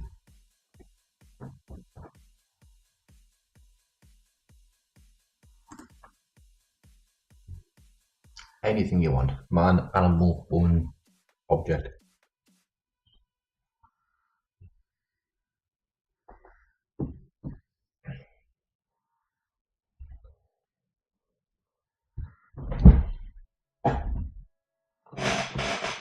And I'll see if I can do one nice and quick.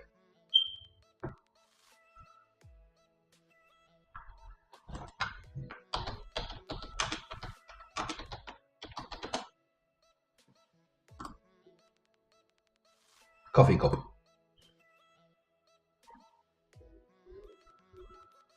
Let's look for a weird shaped coffee cup. That one's a little bit like it, isn't it? So what we'll do is we'll save that. We'll just stick it in there. We will open said coffee cup.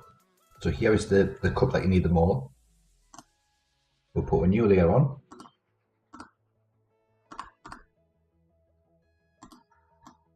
Fill it in.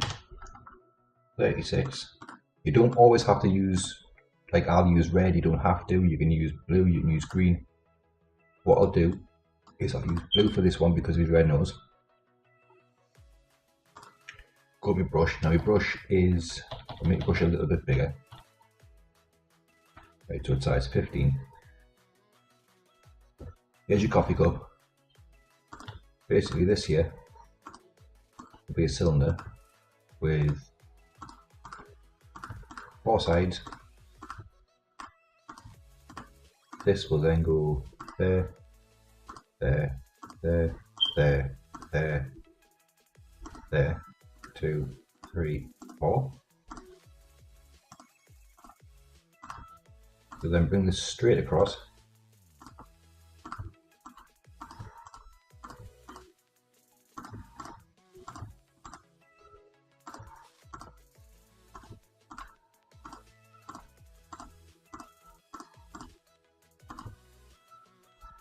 That edge there should be more straight, to be honest.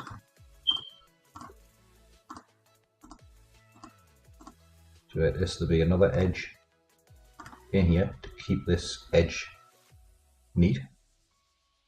This has got a curve on. So there is your first edge, which will go around the center of the cup. Then it'll go 1, 2, 3, 4. 1, 2, 3, there, there, there, there. This one will come across, join there. This one will come across, join there. This one will come up slightly.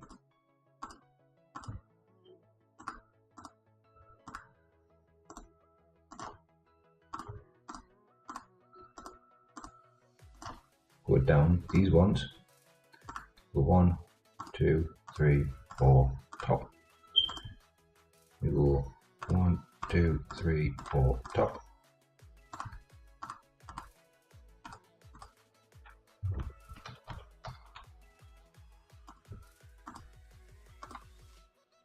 What you would normally do at this point is, instead of doing what I'm doing, derping it, is you would always set this edge first, then this edge, then go around so you can set these edges in coordination with this, so you've got the same kind of curve, but a bit more angled forward. Then you would do this part. But just to show you how quickly you can get a rough one of these done. And this is if you want to model a cup as one piece entirely. This one would then go 1, 2, 3 with a little inside ledge. So you want to keep that depth. 1 coffee cup. If you wanted, you could be fancy and put the interior edges in. That's how fast it can be done. Turn that off. 1 coffee cup.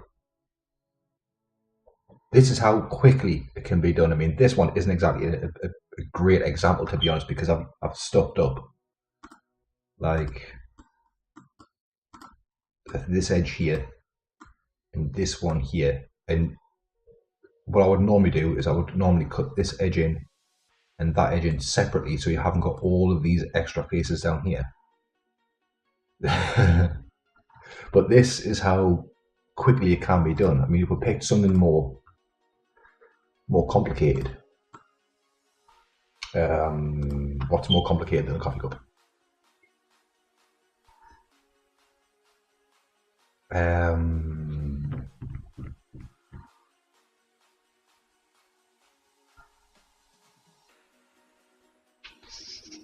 There's a lot of things more complicated than a coffee cup.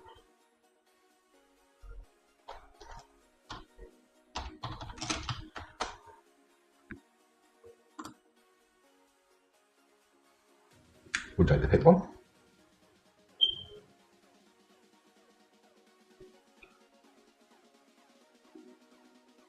These are actually quite nice vapes, to be honest. Yeah, the shape's alright. Blue, blue, blue, blue, blue. Where am I looking? This one here, in the middle.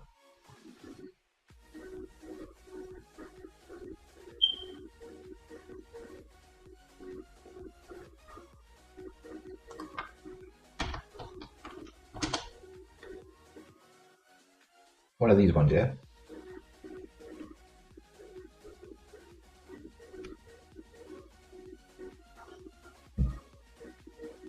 Right, we shall go for... Well, I'll let you pick which one. Second one, this one here.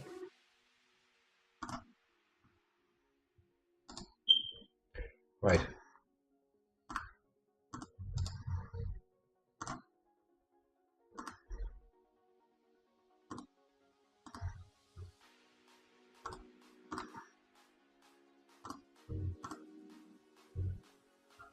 This is yours. That's nice.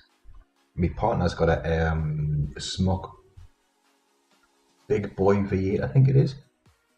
It's got like a graffiti pattern on it, about the spaceman. Beautiful. Beautiful thing. Right, I'm going to use green. So again,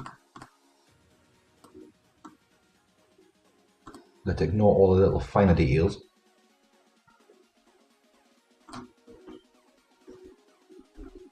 That's not bad. 52 euros, so you're looking at about 48 quid, I think. 48 British pounds. That's not too bad. Right, this here is just a cylinder. So this, if you're looking at this all in one, which I would look at this as 2 separate pieces. This, the headpiece, will be one, and this will be one. So the headpiece itself is literally a cylinder. So I would start from the biggest one, and I would not try that. Don't want the line tool. I would go not in white.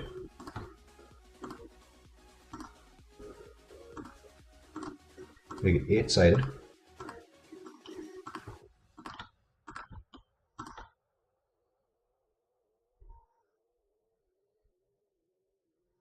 Actually, 3 different pieces. So I take it this is one here. Yeah, so the glass is one separate piece. That'll be one, and this will be one, yeah? So we'll do the glass piece.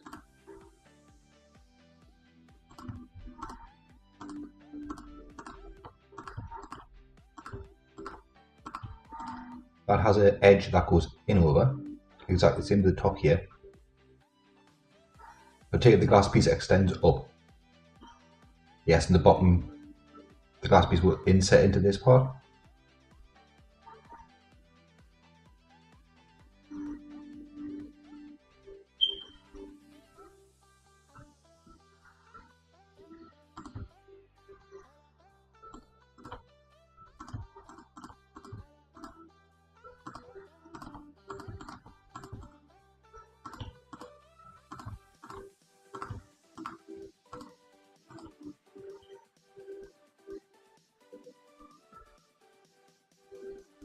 Right, I'm with you.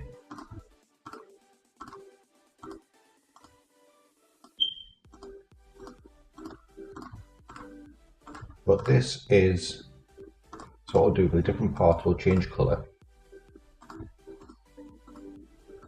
Again, this is the first time that I am seeing this bit.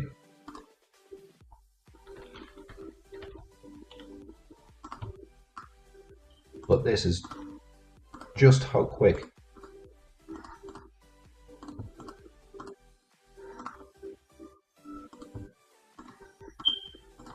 you can make this technique actually work.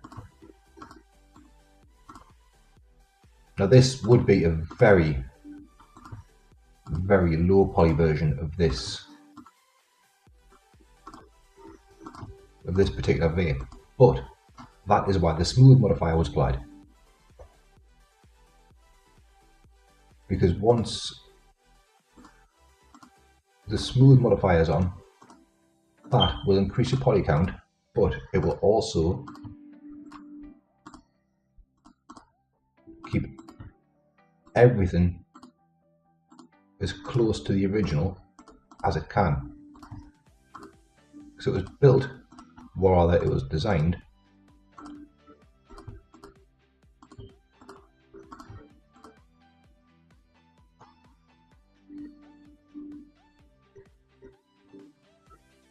oh, that could be a design flaw that they're looking at. Now this edge I would take up to here.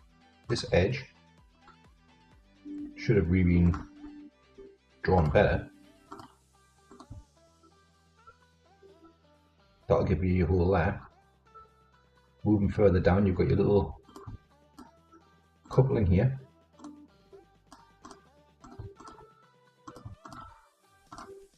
Then moving on to the body, we'll use a really deep blue for this one. This one again is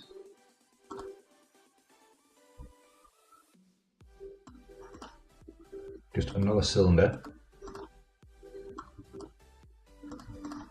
where the bolt will connect, then it comes down. Same on this side, comes out, down, in like this.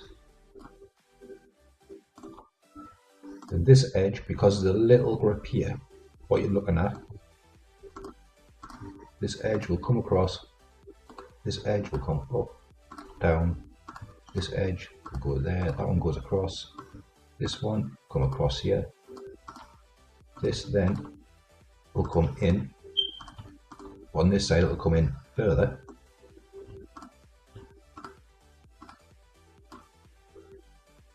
this one come up and across. So it's shaped like this at the moment. This one can come down,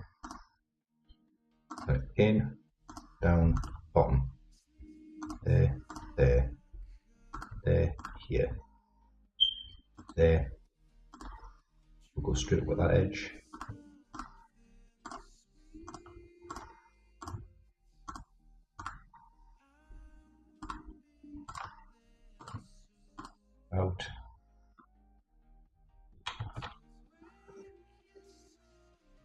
this one.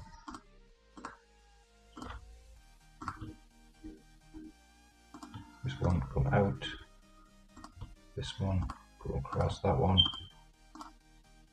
Now, this is not going to be perfect by any means because I'm doing this very, very quickly. But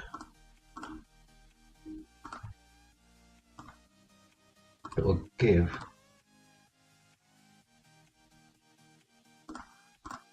the correct impression of just how quickly for a complicated shape, and this one is quite a complicated shape, must admit.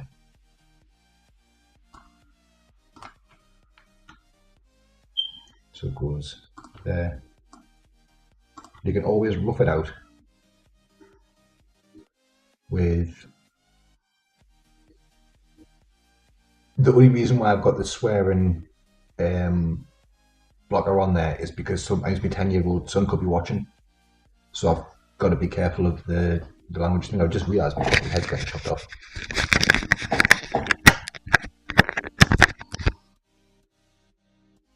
That should be better.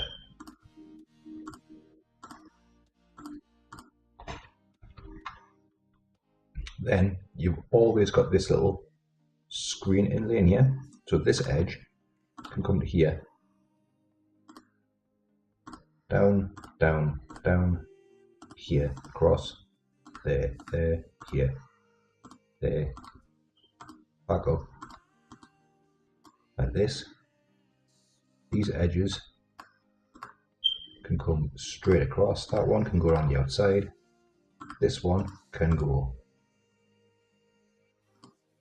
up to here, this one, if it's part of the same piece, can come down through the center of the screen or the bottom. This one can join to there. This one again join there. Now I've got a 5-sided here and we've got a 3-sided here. So what you can do, cut to that edge there. This one can go straight across to here.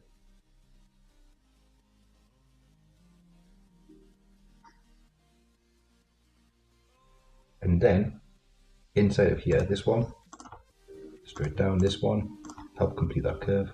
This one, again, it can either go straight down or it can help complete the curve. That one, we'll just tighten up that edge there. And then in here, what I would do personally is just a little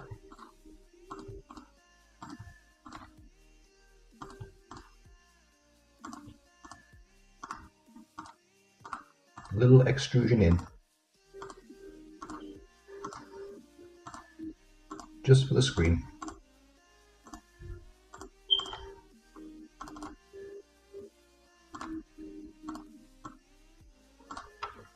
Done.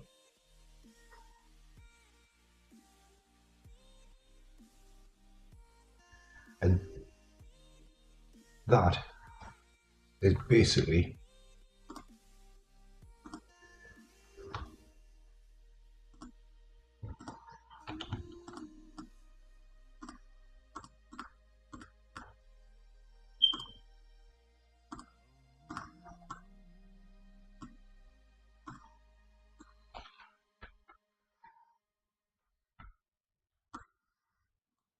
screen.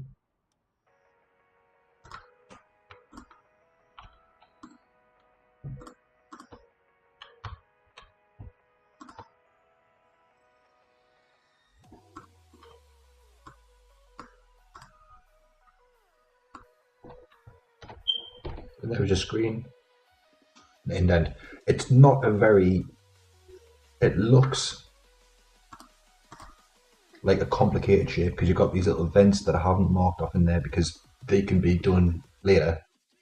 You've got the interior thing here, which again can be done later. The mesh can be done with a textured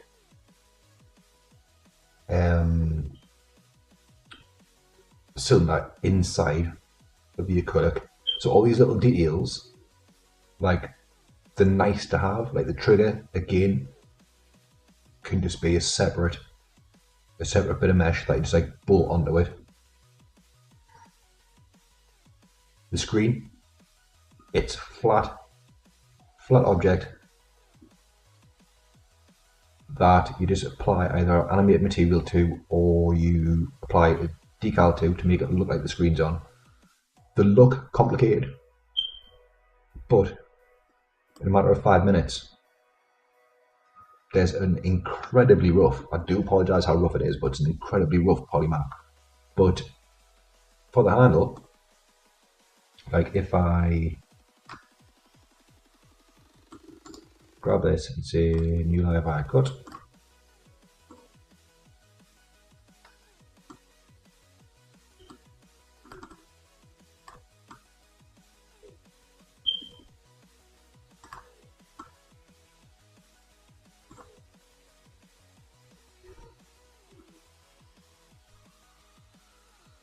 it is incredibly rough. Like this section around here, getting the right layer with brush. This section around here could be done a lot differently. The angle on here isn't right. The angle on there isn't right. The little inlet inside where it joins, that isn't correct. But for a quick what 5 minute thing, and you can have one of these done and you can understand more about how you would do the edge topology and how everything would flow. I mean, even on this one's like a very, very slight ridge going around here. Quickest way to model that one in would just be getting your blue brush, take it down to size 1, 2, 3, 4, 5, 6, 7 clicks. 7 clicks, and you've marked off where that edge could feasibly be. Again, dead simple, and that was quite a complicated. It wasn't as complicated as this one, but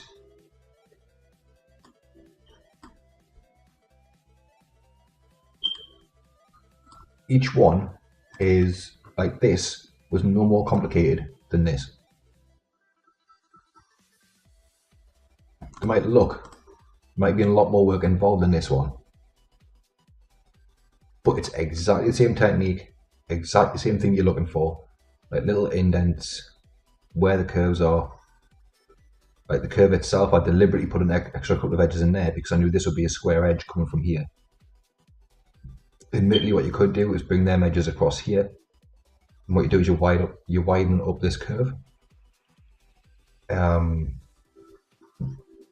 You've got your little hole there that wasn't made explicit, but the only difference between this and this was the amount of work that went into it, just the amount of time. You may have looked at this before and thought this could take a good, like say, hour and a half, 3 hours to model. It's one of those things, got all these little vents in, it's got the little edges cut in. Things like that. Now if I was going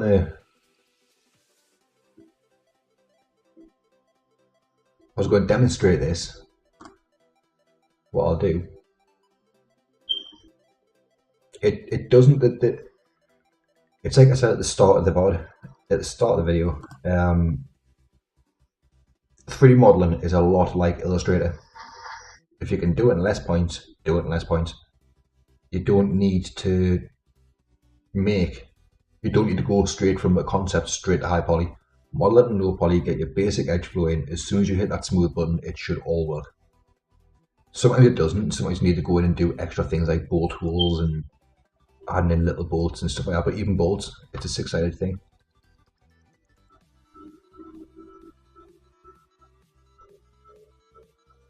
totally capable of now being able to put it in like that. That's, like I say, it is, 3D modeling is as hard as what you make it.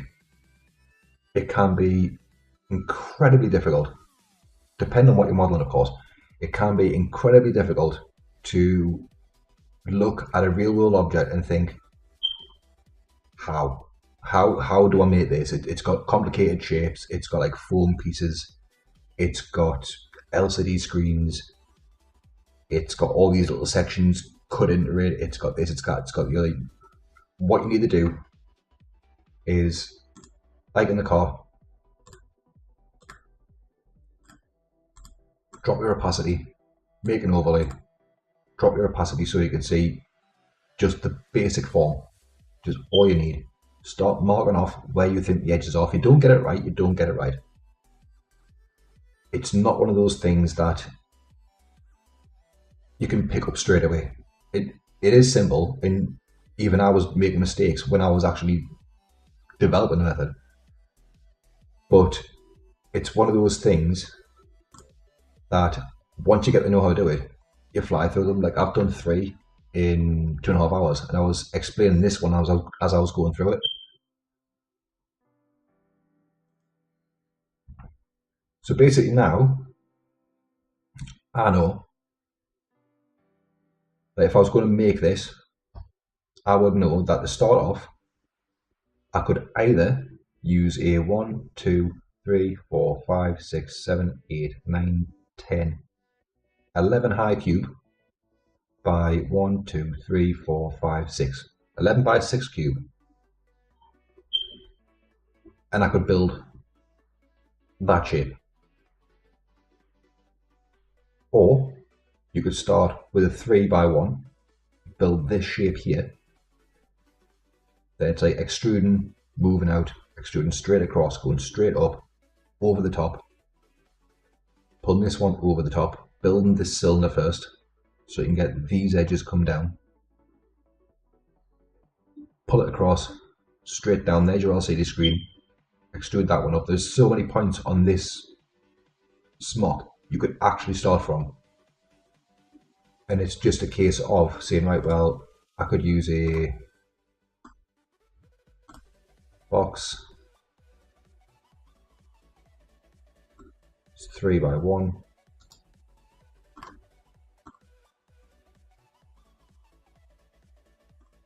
Make it out of poly.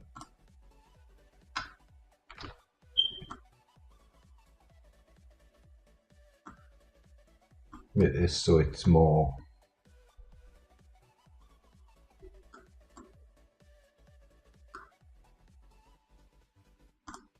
like this shape here. I mean, the easiest way of doing it is getting rid of that, getting the box.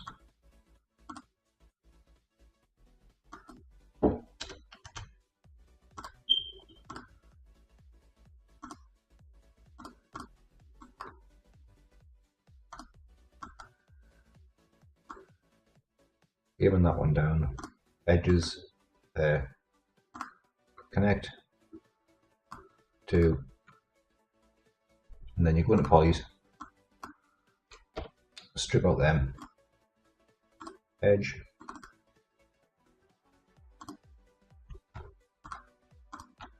get them ones. Now in 3ds Max you can hold shift, you can extrude just by holding shift. Move it up. This edge was the lightest of the 3, so you can move that back.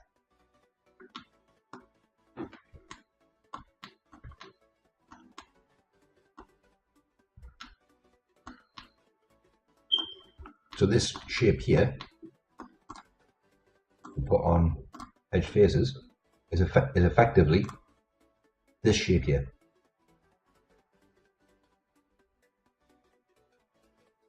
And then it's basically, you extrude these 3.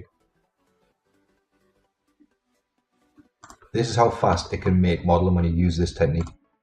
You literally go that, that, that, pull it out, pull it out.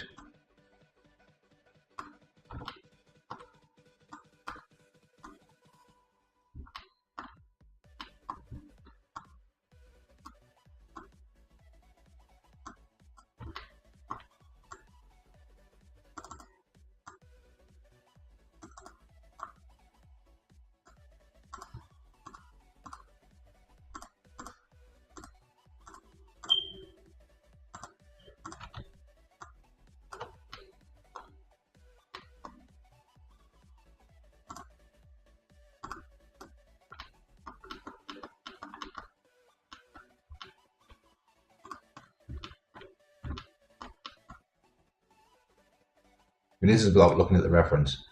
Then all you've got to do is just scale these ones up. And then you've got your screen and you've got this section here.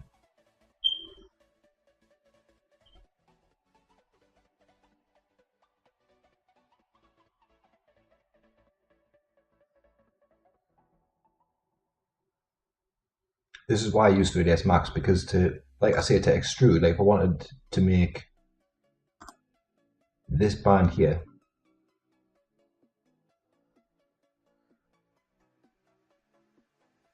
what I also find is good is if you change your brush color to something you haven't used, like on this section of body I haven't used green. What I normally find is good is if you go through and you select the pieces that you've made, you can literally paint them. Done them bits. What next? I'll go across here. So I basically need to go across what? 1, 2, 3 times with the curve in. So pick your edge.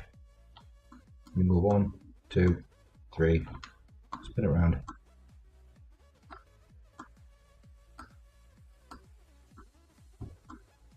Start your curve off. Go back to your map.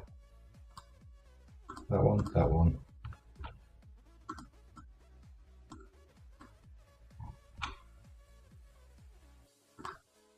They're done.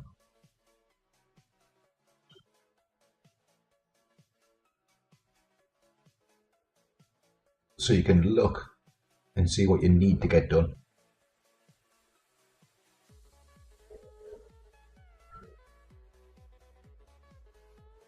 So it's literally, that's the reason why I like 3ds Max modeling, because it's dead quick to prototype. I mean, this is really, really rough. Really rough. I've normally spent a lot more time than this on it.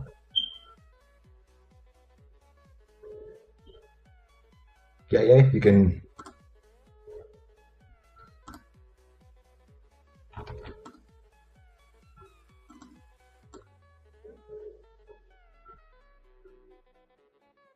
Now that all comes down to personal flavour.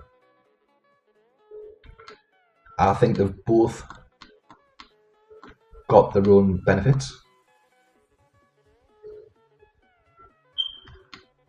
Maya isn't exactly the same style of modelling. Its shortcuts are different, its abilities are different.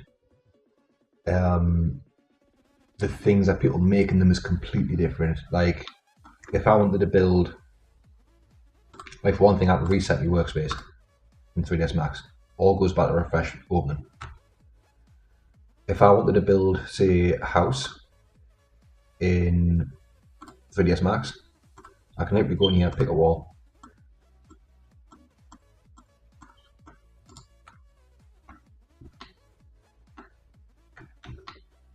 There is a possibility of a wall with a bay window at the start of it. In Maya, you can't do that. Max is built for game design, architectural design, and visualization. Maya is built more for characters, animation,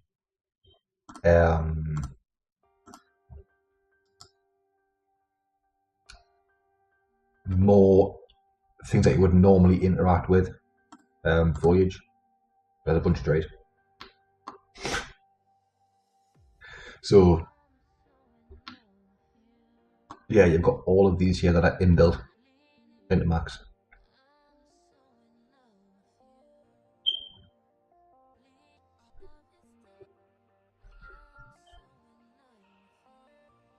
Do they still have it? Oh yeah, send to Maya. Max is, you can't animate in Max. You've got your slide down here. I've done it myself when I was working for a company called Kuro Dragon. They exclusively use 3ds Max.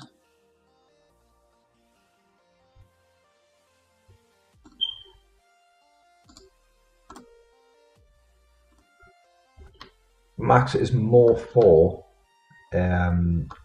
visualizing architecture, game design, high-speed modeling, things like that. You can also do this with 3ds Max. Gets rid of all the menus. So if you know your shortcuts,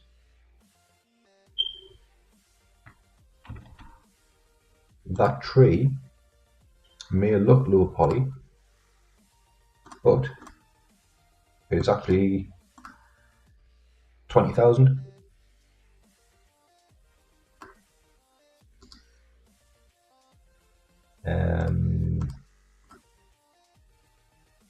So yeah, pretty low poly. It'll look better if I actually put some proper light and stuff in. But yeah, Maya is more for animated films, different things like that. They've both got completely different loadouts and completely different shortcuts and abilities and things like that. It all comes down to what you actually want to do and which workflow works better for you.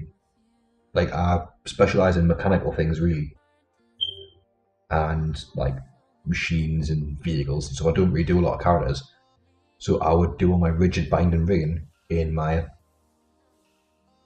because in Maya, down here, let's get rid of the tree and make a box, so it shows me the modifiers panel. Like down here in Maya, what you've got a layer manager. In your layer manager, you can add different objects to different layers. What ends up happening when you're mechanical rigging, you only want your bone to affect, say, 1 to 2 pieces or 3 pieces of joinery. You can put everything on separate layers,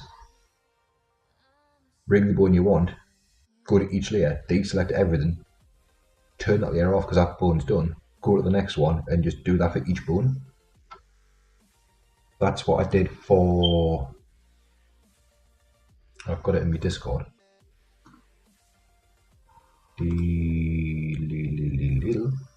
my sketchbook, for this.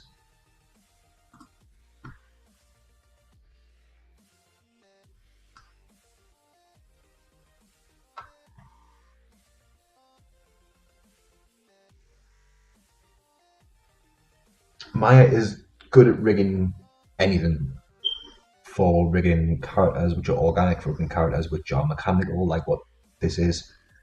The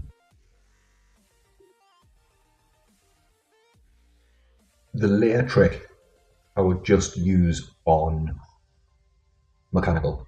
On organic, you wouldn't need it that much because the mesh that you're rigging to, or that you're skinning, is only affected by the skeleton that you're putting in it. This welding arm took me 2 weeks to build, 3 weeks to texture, 15 minutes to rig in Maya.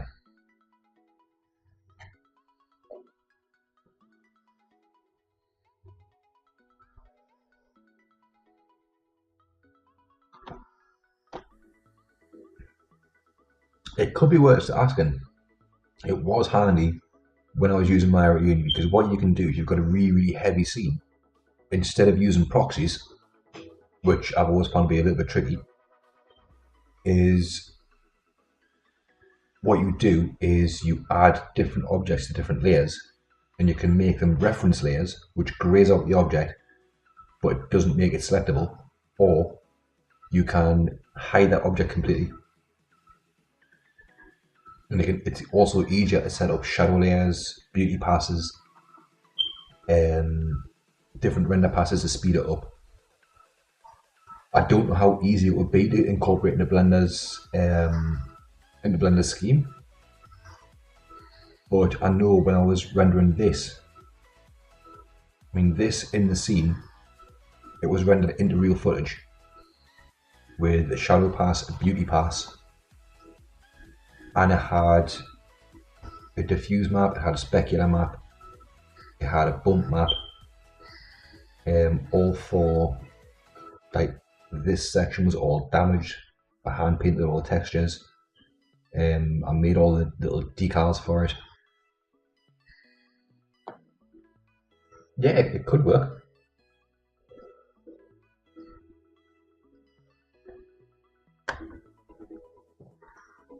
But my final major project, which this was for my Bachelor of Arts animation degree, I was forced into like doing a documentary. I believe it's on YouTube or it's on a website, and it's terrible. Yeah, it's a really good way of doing minor edits.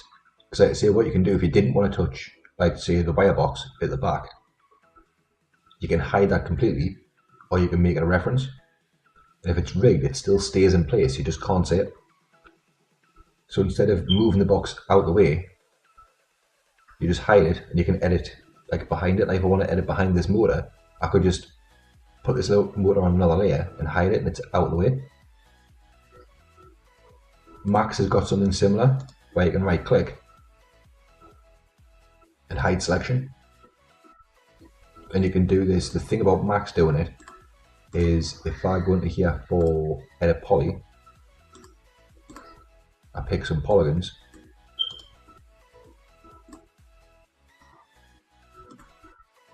I can,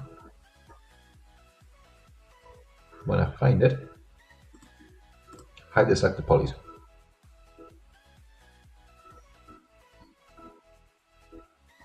So they've both got different features.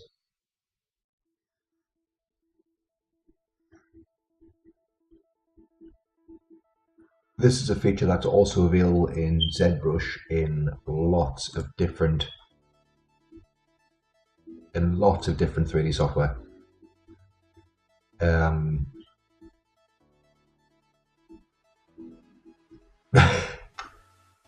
Impress level 100. But this one here, the more complicated the scene gets, obviously the longer it takes to render. This weld norm itself with 2 ramps. Have I got a photograph of it on here, or is it on the other hard drive? Because I had 2 car ramps that went along with it. I think it must be on the other hard drive. But this was basically the weld norm when I was. This was weld norm when I was testing the animation rig, because I locked off. In my lock off different rotations, so it would only rotate the way the arm was meant to rotate. It wouldn't rotate any otherwise. So I was testing how I'd weld up a straight line using only the curvature of the rigs. So it would only turn, it wouldn't translate, it would just turn in circles on a given axis. So what I had to do was, I spent a day going through, testing the rigging, things like that.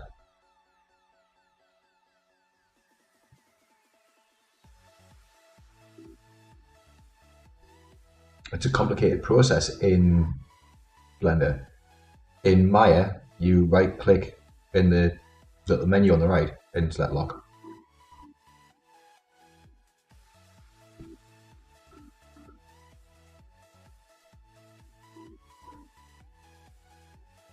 In Maya, I don't know about Max, I've just closed down actually. I don't know about Max, but in Maya it's incredibly simple. You literally go to the attribute and right click and just say lock. And it locks that attribute. It's what I've done with this. Each frame of this animation not including any kind of background, like this background wasn't there, was taking around 2.5 hours per frame, and I had 3,000 frames. And that was on a basic like university computer. When I put it through the render farm, because this is rendered with Pixar RenderMan, when I put it through a render farm, it took it down to 60 minutes per frame, but I still had about 3,000 frames to put through the render farm, and so did 22 other students. So that render farm was nice and busy. But this was rigged in 15 minutes in Maya. So that it all depends on what your personal flair is, to what program you use.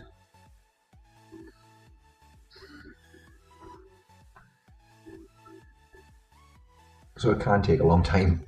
You just got to be very, very careful.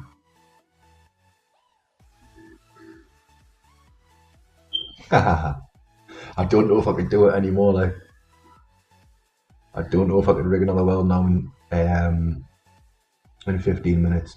But there's even problems with the textures on this one because I stuffed up the UV maps. I was that sick of looking at them. There's problems on it around here. There's problems on it around the welding gun. But this was all based around the fact that when I was at a welding job, I had to race one of these to keep my job. UV maps hate everybody. They're hateful things. They're absolutely terrible.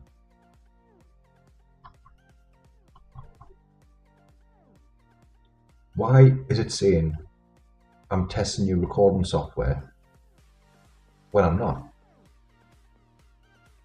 They are spiteful things. They're very spiteful things.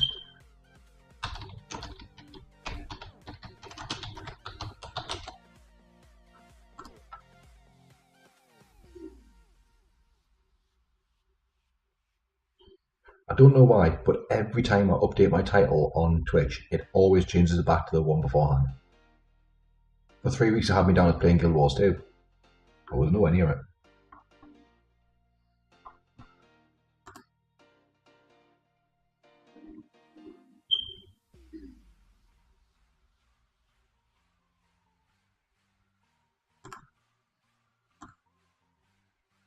But yeah, I've got a Discord called Viper's Den.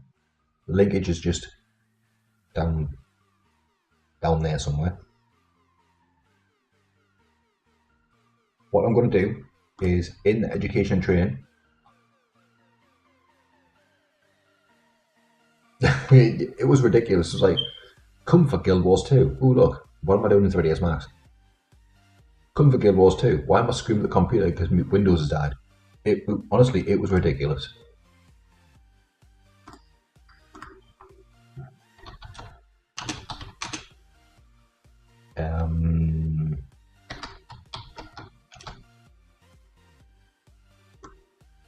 Let's make that black.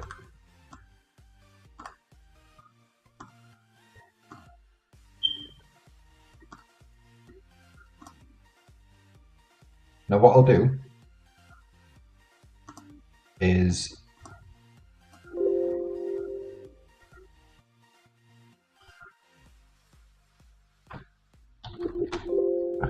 will you let me renew the please Windows?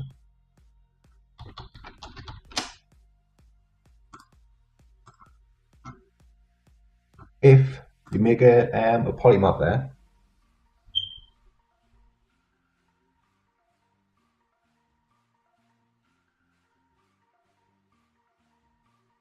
if you make a polymap, stick it in me Discord in the education bit.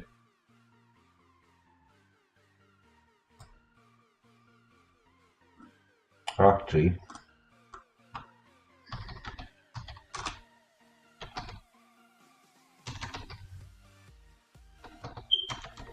GT 500. What I will do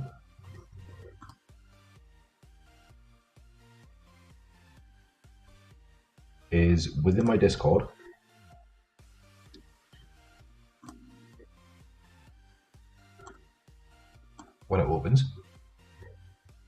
I will make a channel called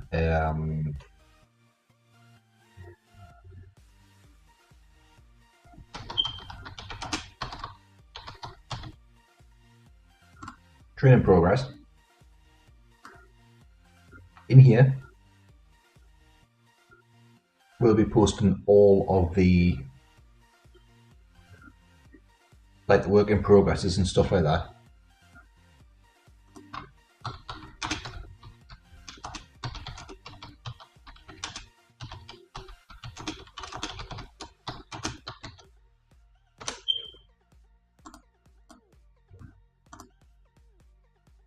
And then in the education and training, I will pop these in.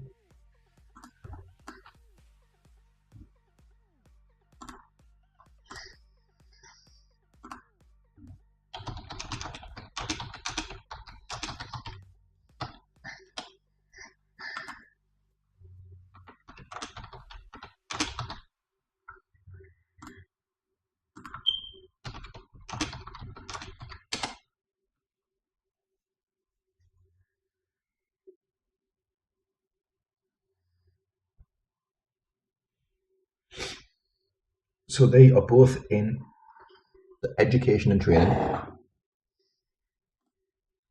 If you make, or if anybody makes a polymap, or they make they're doing something that maybe want like a little bit of help or something like that, stick it in the training in progress. Any reference material, I'll stick it in the reference section. Gallery, got any finished bits, stick it in there.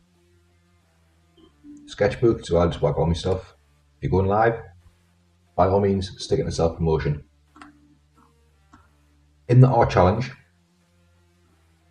I'm going to be looking at maybe once, twice a month, where I will either challenge the community once it picks up in the Discord, or the community can challenge me. That's a horrifying thought. And it can either be like model this or anything. It's a challenge. I can't tell people what the challenge is with. As long as it's kept within reason and within boundaries, I've got to keep this under 18, like under 16 friendly, because my son could be tuning in and he's 10 years old. So it's got to be child friendly. What I'll do is I'll save this as a PSD as well.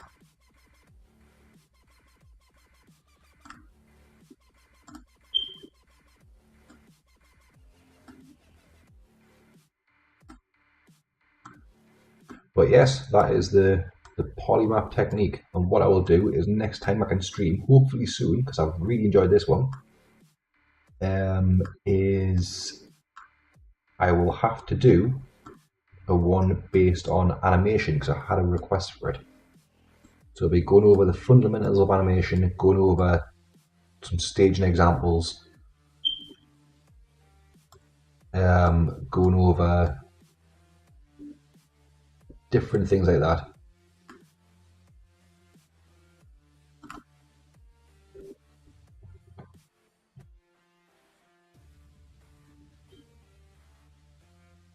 Challenge is to make a character and then just drag it and put it in the VR chat.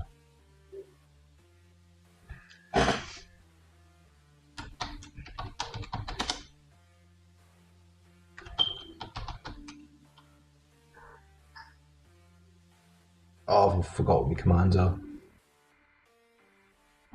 Is it this one? Yeah.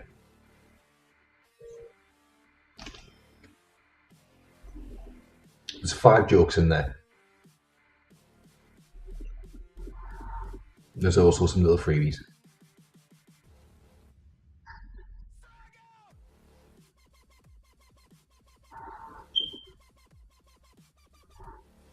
Hello there, Winnie. There should be a list of commands just under me stream. what I will do is I will pull it up.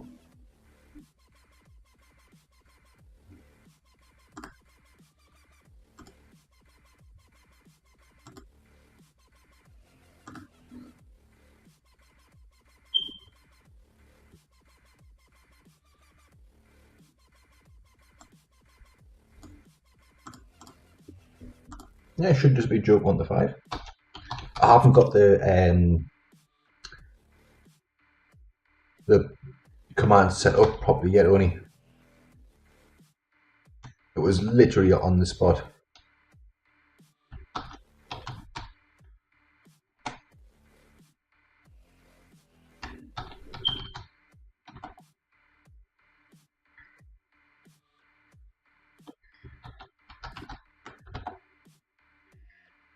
Why isn't joke 5 working?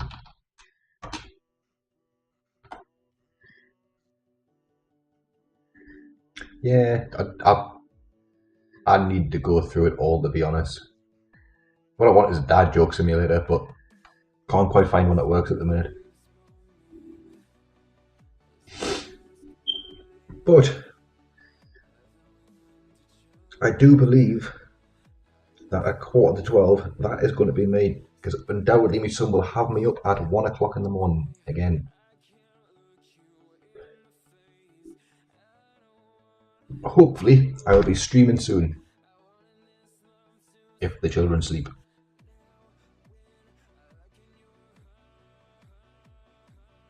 I was actually going to try and get like a dad joke simulator, or make my but a dad joke thing. Like me say, I'm going to be right back. It says, I'm going to be right back. I'm dad. But I haven't really. I need to go through all of my settings and I need to make sure everything's working. Why are my users going up now? I just did a 3-hour stream. But it has been fun. It has been fun.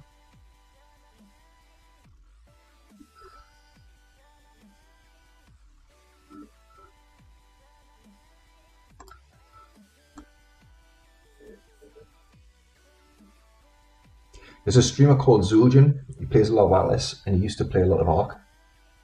He's got one, and I don't know where he's got it from. I might pop in and ask him. But some of the jokes are terrible. Really not. It was fun. I hope it's helped. That's the main thing. No worries. No worries. Hopefully, I'll be able to stream again soon. I'm making notes and lists and things.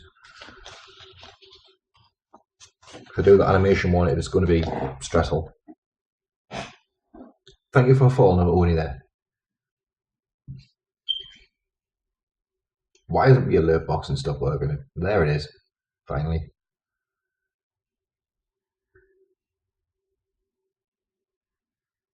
But yes, I am going to be off. Thank you very much for watching all. Thank you very much for the follows. I am going to go have a cigarette and go to bed, I think, before the children wake up.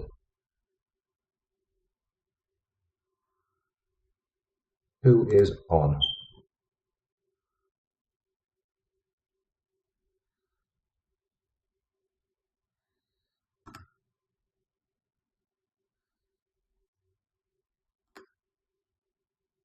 Tell you what we'll do.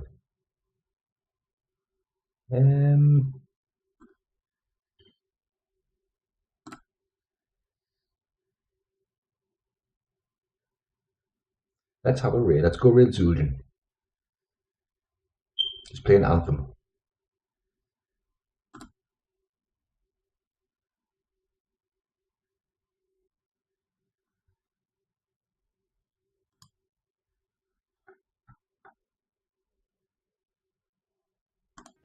Different power altogether.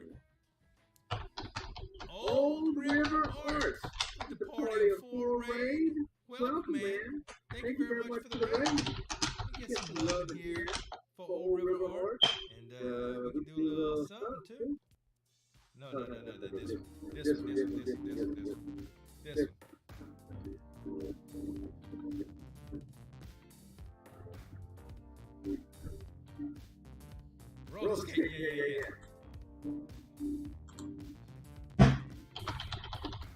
shorten the exercise we did. I need to do some more.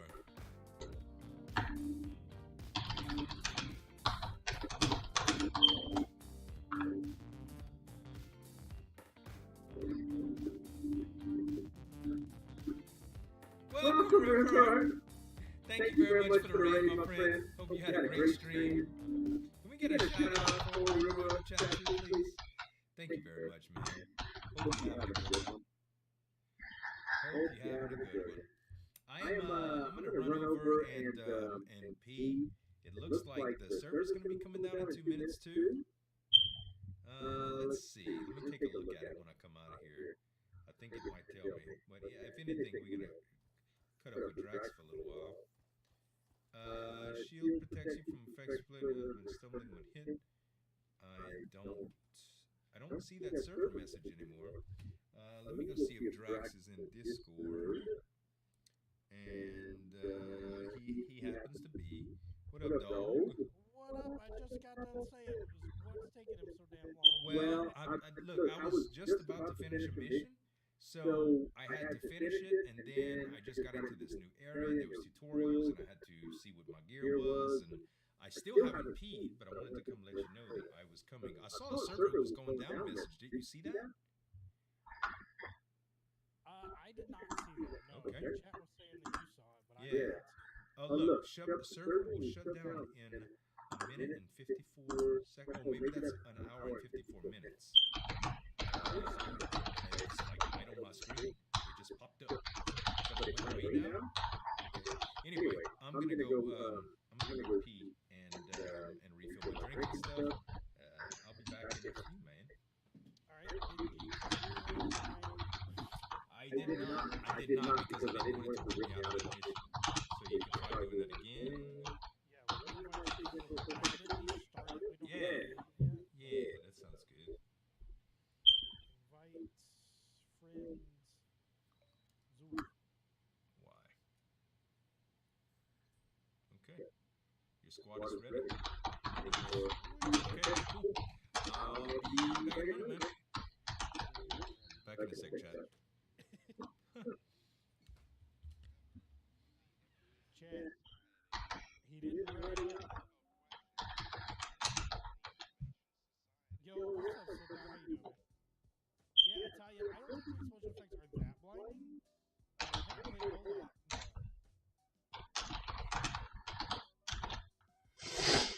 My poor baby is fighting sleep so hard. But yeah, thank you for the 10 bits, man. Any amount is good, man. Any amount is definitely helpful. If everybody in here gave 10 bits, that'd be $1.30. Hey, what happens when I do? Whoa, that's weird.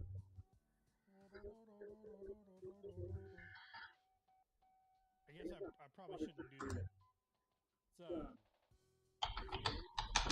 if I have not gotten it played yet, I will definitely try that. We'll definitely be trying that out. Going on at times? I don't think so. I don't know. There might be some sort of like flamethrower is awesome. Is it good? I never got one during the alpha weekend or whatever it's called. The early access weekend or whatever it was.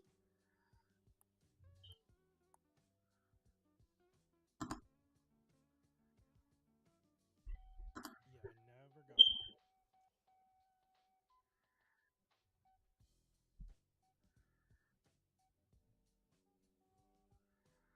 Saw IGP, or it's me, JB. Nice. You can use it with the shield up and detonate the flames? How do you detonate flames?